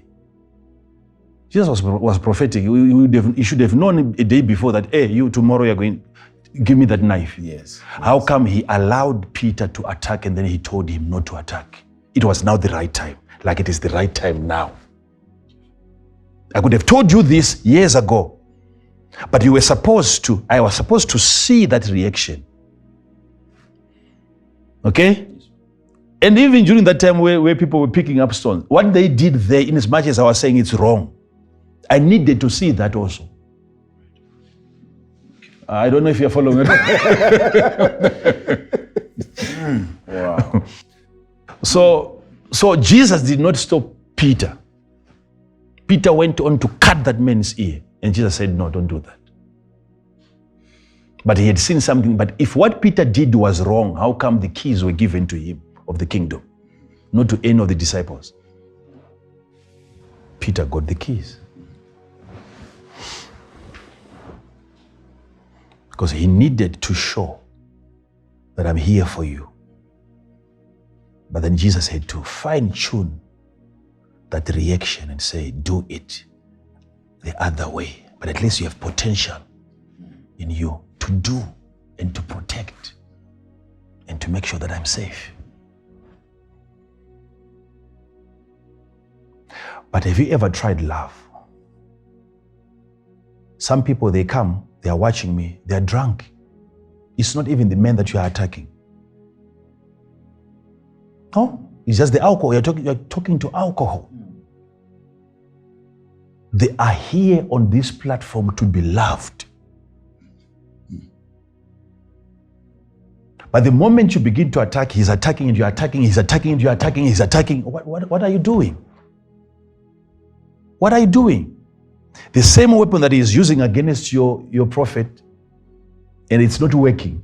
You are using the same weapon against him and you believe it's going to work. You are sending even more blessings to the person. It doesn't work like that. Our formula is different. The love equation is the ultimate solution, ultimate answer to most of people. They think they have 20 questions, they have 100 questions. It's just a question of love.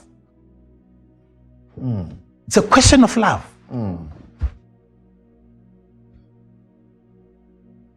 Do they know how to respond to love? Some they don't even know. They are products of hate, where they are coming from. So even if they get into church, even if you love them, to what extent? They don't feel it. They won't feel it. True, Father. They won't feel it. Very true. So if you're waiting for them to respond and to say, yes, thank you so much for loving me, you might not love anyone. Because some, they can't even feel the presence of love because of the damage that has happened to their souls.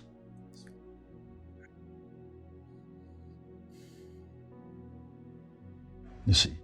So you must now begin to develop love towards people and try to understand why they are saying the things that they are saying. Some they've been hurt, some they are bleeding. Some they're just announcing to you, you are the physician available. They're telling you, I need healing in this area. But they attack you the way they're attacking everyone else, because they've been attacked as well. They're trying to protect themselves. They're trying to protect themselves. Myself, I know so many people who feel like even if God is to call them today into ministry, they always feel like I'm a stumbling block. If God is to give them a vision of a huge ministry, but the moment my face appears, they feel like they can't achieve that as long as this man is there. And I understand that. I understand that. So you must understand, you must look at the person, what is happening to this person that has made this person to be against you.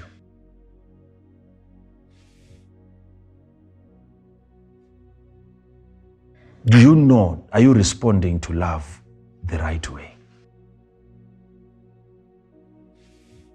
The teachings of Jesus, my God, you can live on that, you can survive on that. That's the most powerful teaching.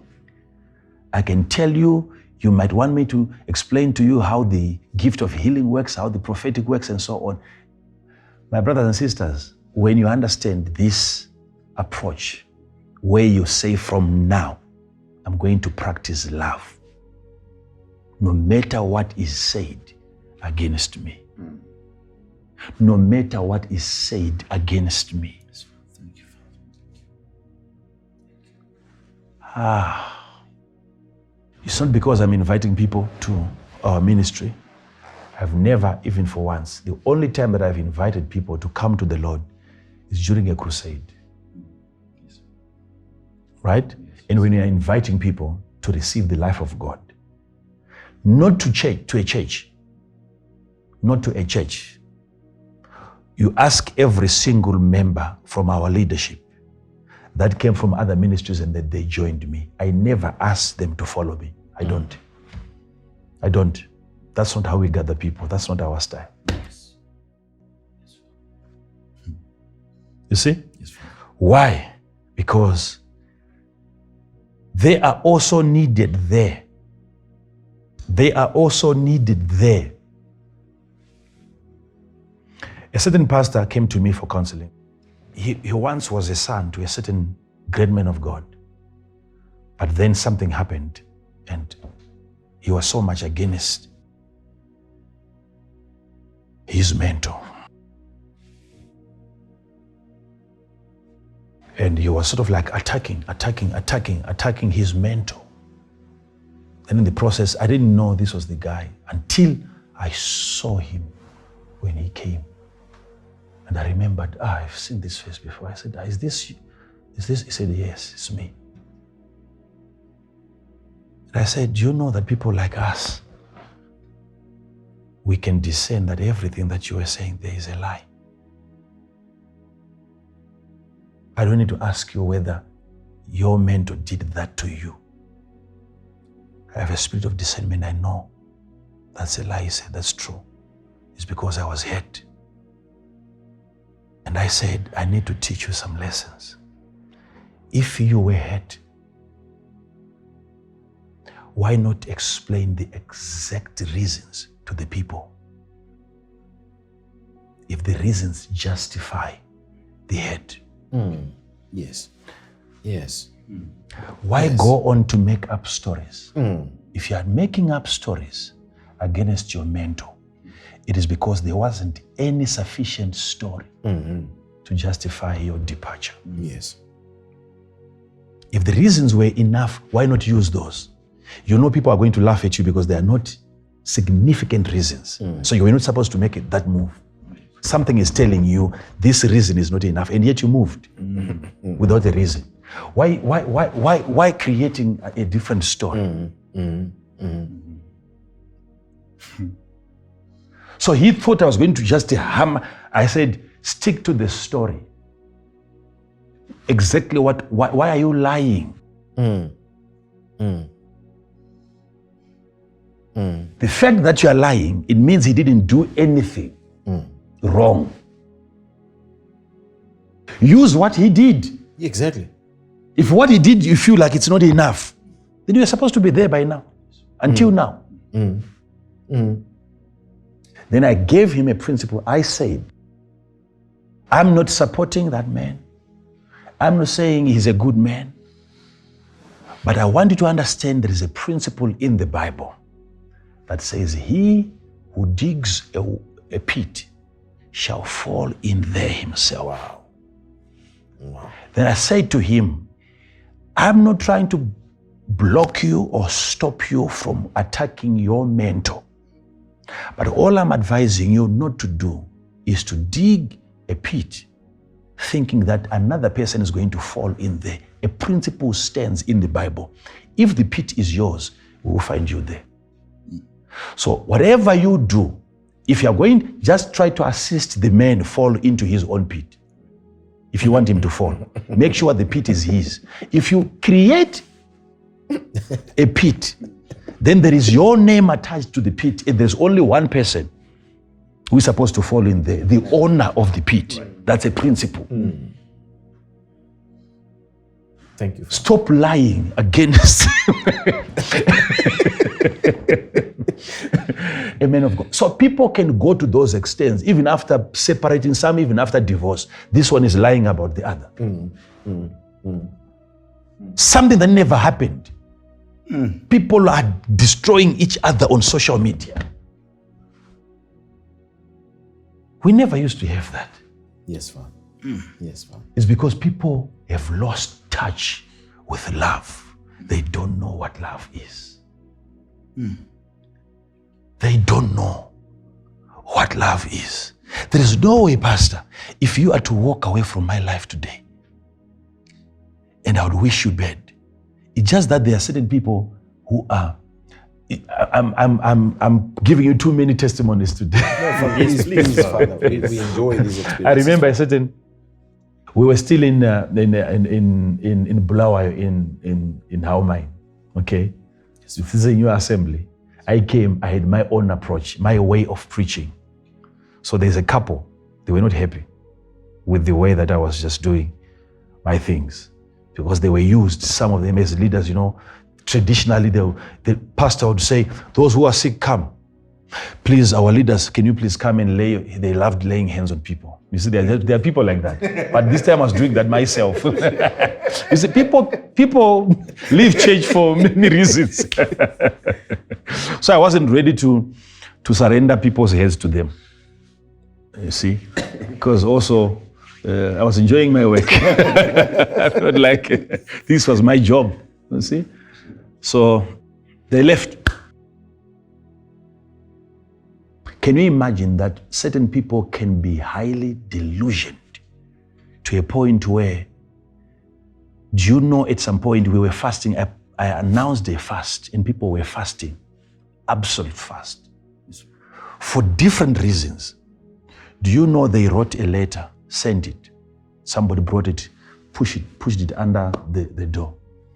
I read the letter and both of them had signed. And they were explaining the reasons why we are fasting. He said, they were saying, our God is so great. We know you have declared a fast and everyone is fasting against us. So that our lives will not go forward. And so, a letter. I'm thinking, the whole church. You see, the level of and they're thinking, how did they even become leaders in the first place, these people? So there are people like that, they are in their own world, despite the amount of love that you show to them. They think they're the focus, everyone is thinking about them. Whatever is said, it's about them. It's a mental state. So hating such kind of people, they are already hate. Cursing such people, they are already cursed. They need healing. Yes, the only way we can heal such people is by loving them. Not waiting for them until they respond equally to the love that we have given. No, don't even expect that. Just make a commitment today. Some of you think you are sick. You are not even sick. The day you start loving people, some of these diseases, they will just disappear like that without anyone laying hands on you. I'm telling you. If there is someone right now that you say, I don't like seeing this person. I don't like seeing this person in my life.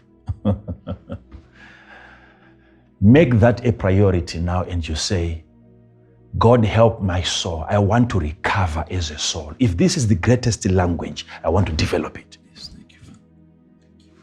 You'll be shocked at the way that you'll begin to interact with God.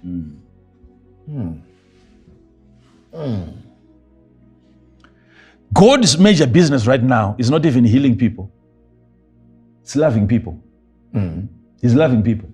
And the reason why most people are not healed by that love that heals is because they're not responding. That's all.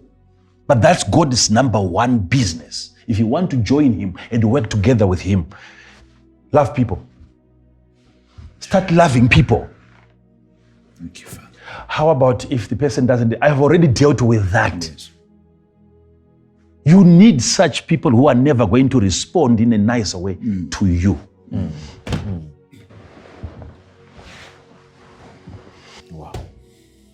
Wow. Needs be. That offenses must come. Yes. But if you revenge, if you attack back, if you fight back, then you have created a very negative energy. I wish I had time. You have time, Father. What happens when you are loving somebody? What is happening in that atmosphere? And what happens when you are hating somebody? When the two of you are fighting? My God, there is a cloud that is created by that conflict to a point where even if you are to walk out of that cloud, it remains a structure. Conflicts are always in existence from the moment they are created. And do you know what happens? When demons are migrating from one region to the next, from one country to another country, they stop at those different intervals where there's been a negative energy created, where there was conflict, where there was murder, where there was rape. Okay? Yes. Whenever you open your mouth and you are attacking someone, it becomes an established structure. And when demons are moving from one place to another, those places, they will become connectors or portals. A demon from one country, it's coming into another country.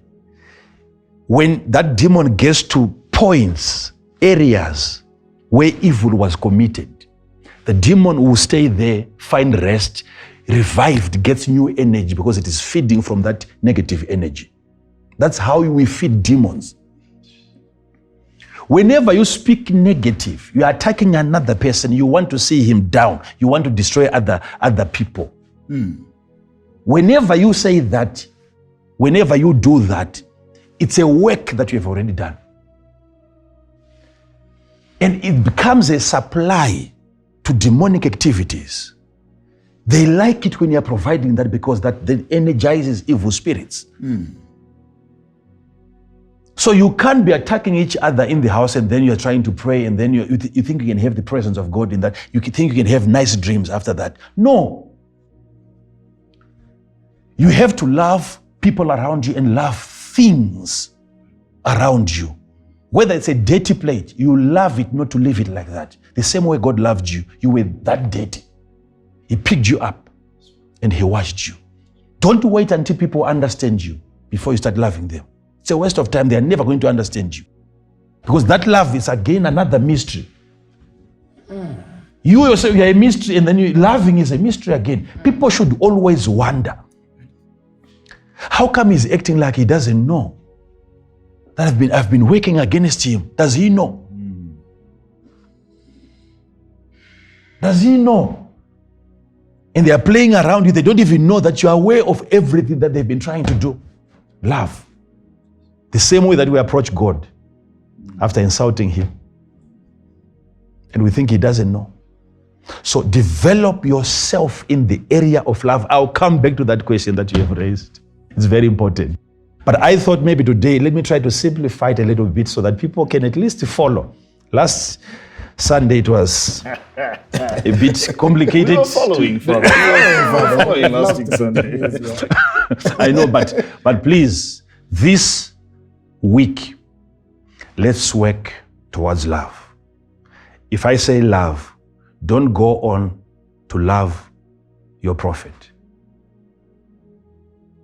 This is not going to give you the results that you desire. Jesus went on to say, if you're loving those that are loving you, there's no reward. If you really want to see a reward, forget about the prophet for now.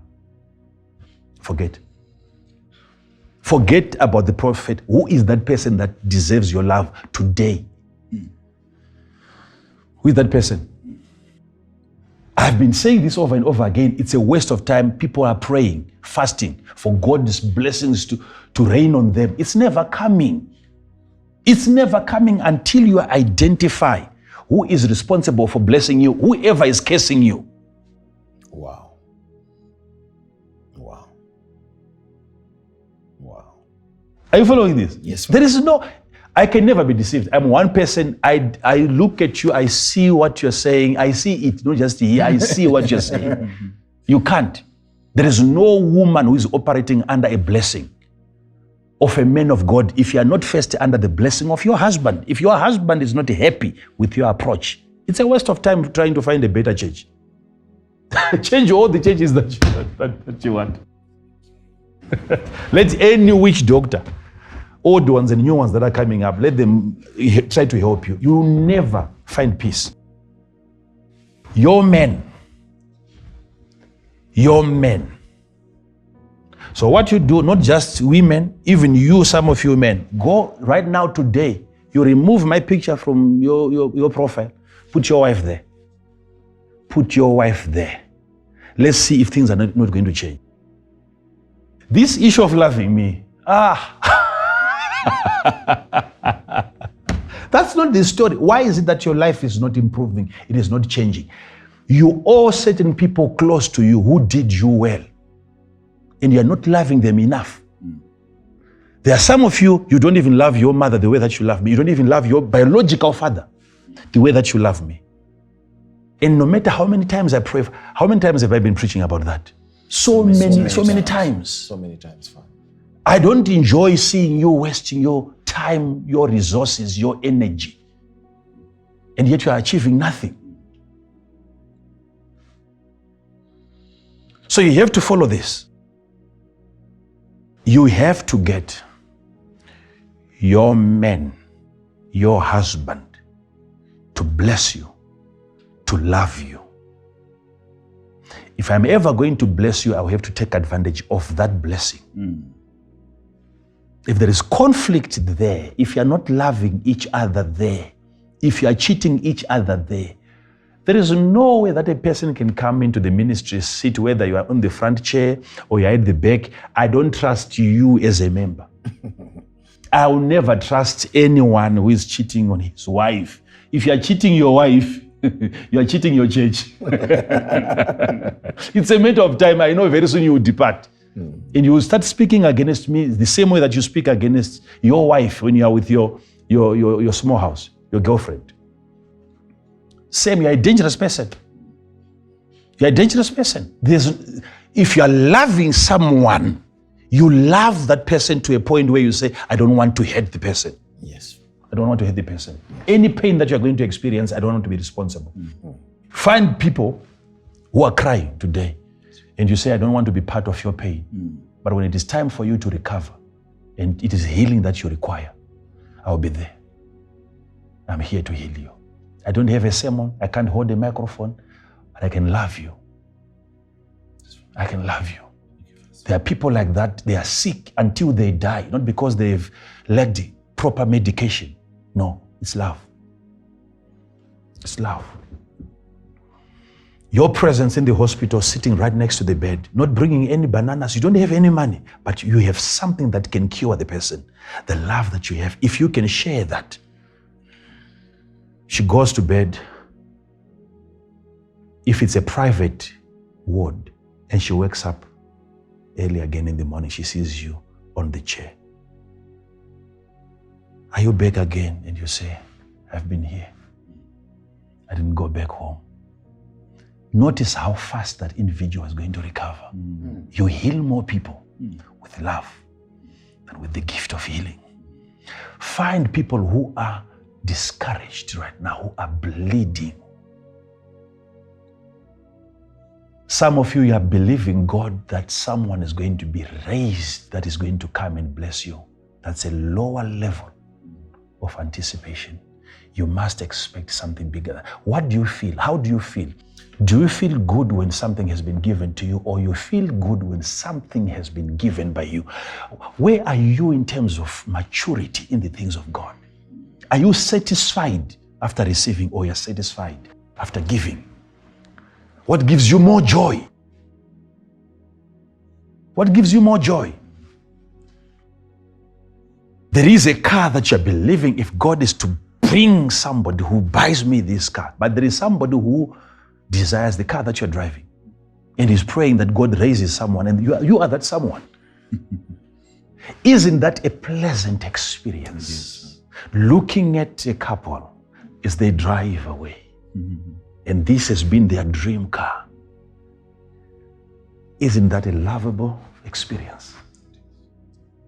It's an excellent experience. It's more than you receiving. You become bigger as you are loving, not as you are being loved. As you are loving, it's you feeding on the love. Oh my God. I already desire that elevation. Start loving people. Thank you. Before you write anything from today on that comment section, if you want me to look at you again and call you a son or a daughter, please proofread. Take your time. Don't just be typing. No. This, what I've said against this man, he is also a father, he has children. Would you want to hear that being said against your own father? It doesn't matter, that's what he's doing. That's his profession, not yours. You don't specialize in attacking people. That's not your assignment. You're too big for that. Come on. Come on, guys. We are too big for that. Thank you. Don't feel like, Prophet, you have today what you have done. No. You call that a career. You can't be attacking people. Let's be serious. Read that message. Imagine it is coming to you from somebody. How would you feel? No matter you are wrong, how would you feel? Yet you find somebody that even when you are wrong, he comes to you. He says, my brother, I'm trying to understand your position. You could be right. Let's just have some time together so that I get to also understand where you're coming from. You could be right. You could be right. You could be right. What do you do 2 years down the line when you realize that the man that you were attacking was right and you were wrong? Yet he was trying to help you. How are you going to reverse all that? What if he's right? What if she's right? Don't be quick to attack people if you don't know where they are coming from. And also, if attacking is their calling, is that your calling? It's not. Stick to your calling. Your calling is love. You're called to love. You're called to bless. Find ways of supporting them. Let them go forward. Because as for me, whatever they are doing, I pray that more will be raised in the future, because I have things that I want to really to push. I have things that are delaying now because I don't want people to be intimidated by those close to me. Please don't disrupt the process of my blessing. Please don't. Some of those things happening, I'm even aware. I'm aware of what is coming against me. I'm aware. I'm aware. Please don't interrupt. Don't. The best you can do, bless those that are cursing us. Why? Because they've contributed. Any question on that?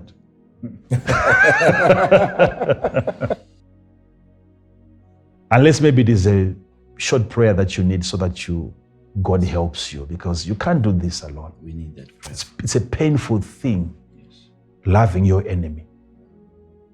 It's a painful thing. Don't say, I'm starting now. No, you won't. You need the Holy Spirit to help you. Because what they will start doing, you will be... It's as if you've put fuel on them. Imagine going to somebody who has wronged you. He has wronged you. And then you say, okay, because of what the prophet said, let me go back. And you go to the person and you say, my friend, I'm very, very sorry. And he said, I knew you were coming. I knew you were coming. My God will not allow you to sleep. Yeah. Immediately the story changes. The story will change. You say, you think I care much about you. You walk away. So love is a ministry. You have to be determined.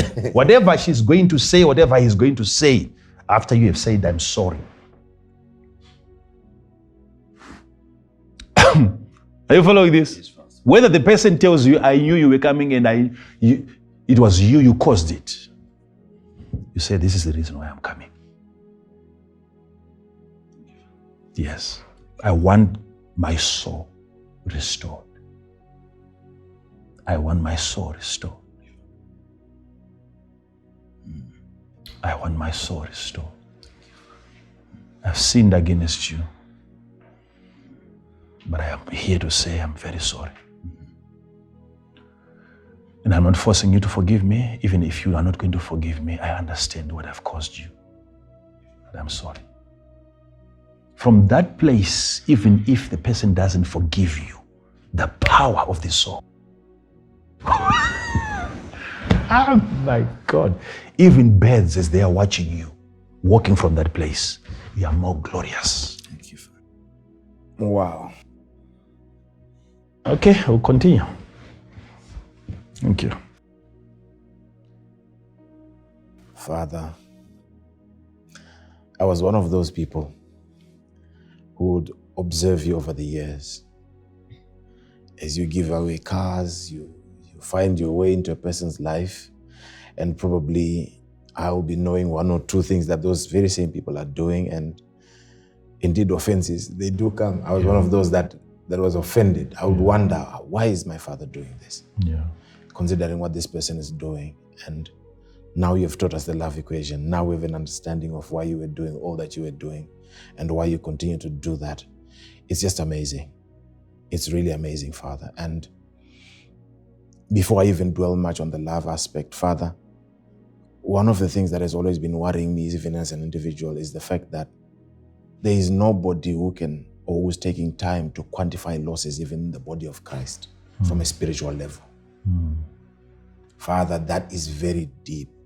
You come here, Father, and you say, all right, we probably are at this point, but we have losses along the way.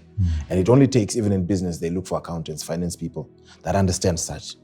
And obviously, finance people are far greater than general hands in terms of how businesses run. And when you come, Father, it shows you at a different level. Looking holistically at the body of Christ and trying to count the losses, that's another dimension. That's another eye that is required even in the body of Christ. Your fatherly nature, Father. And then you come and you teach us that God is love.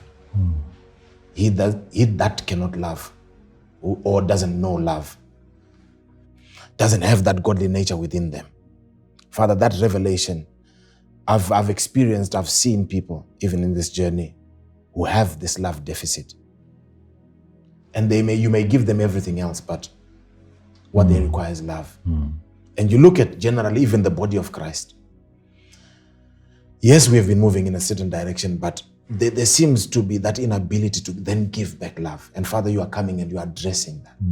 And you are telling us that is the expression of the soul, that godly part that is within us that needs to find expression. Yeah. There is no better healing. And to explain to us that God being love, there are so many people that are sick out there. The ability to then receive the love.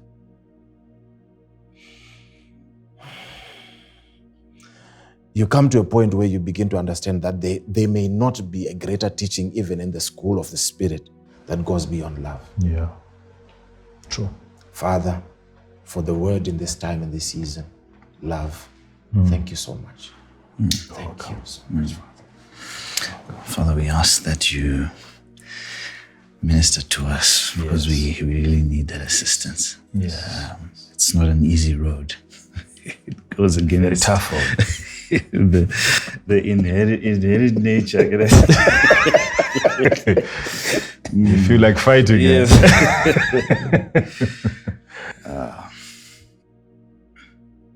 Oh, precious Holy Spirit.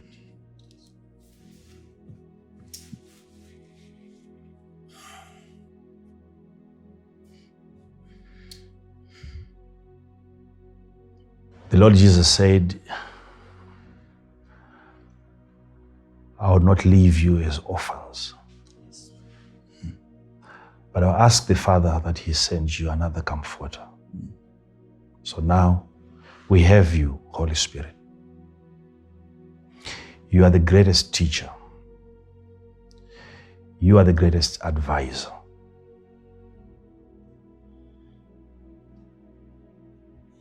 We have received one of the most crucial and very critical warnings. You have alerted us, you have educated us on the management, proper management of cases, so that we don't incur losses when it comes to the blessings of God. We don't want to keep on losing out on what you have for us. We have resisted packages, containers, and yet at the same time, we have lost on the content. Holy Spirit, help every man, every woman who is listening to this word that is coming directly from you today. Help is needed. Help is needed. We are asking for it because this is beyond what our souls can do. We are untrained. We are so much uneducated in this area. All we know to do is to revenge and retaliate and to fight back. We have been brought about by conflict and backlashes. But today, it is that turning point where we begin to show that God doesn't only love, but God is that love. Let that love become proof that we are the children of God. Not what we are putting on, not even the way that we walk, but the flow of love. Help us to become the peacemakers. Blessed are the peacemakers. Help us, Holy Spirit. Help us today, Holy Spirit. Help us today, Holy Spirit. We need your help, Holy Spirit. We need your help. Majority of these people right now, they are bleeding. They are wounded. They are hurt. And they've been waiting for years to see you bring about a revenge and a correction. But you have not been doing so because your approach is different. You have now brought us to this platform today to understand so that we interpret the meaning of the presence of our adversaries, what they represent. Oh, Holy Spirit, help us. Help us. Help us. As long as you can help us survive these attacks, then we know we will experience an increase in the blessings of God. We need your help. These people, your people, they need your help today, today, today, today, today, today. Help them forgive and help them move on and help them bless and help them pray for their enemies and help them see that had it not been for people talking against them, they wouldn't have been here today. You have kept them because of what has been said. Father, we thank you for this word. And we are feeling you, that you are in this word, you are in this message, and you are this message. We thank you. We feel your love and we feel your care and we feel your concern. You don't want this to keep on going. You are bringing this misery to an end. Now we are being dispatched from this factory of love, prepared, ready to embrace. At the same time, you are going to help us to be careful so that we don't keep getting hurt, and yet at the same time we don't stop loving those who are looking for healing. Help us, Holy Spirit. Help them, Holy Spirit. In the name of Jesus. You are covered.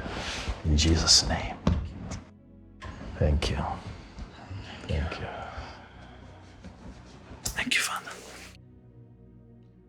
This is the school of the Spirit, the equation of love. From this point, let's go and exercise this principle. Until we meet again next time. Shalom.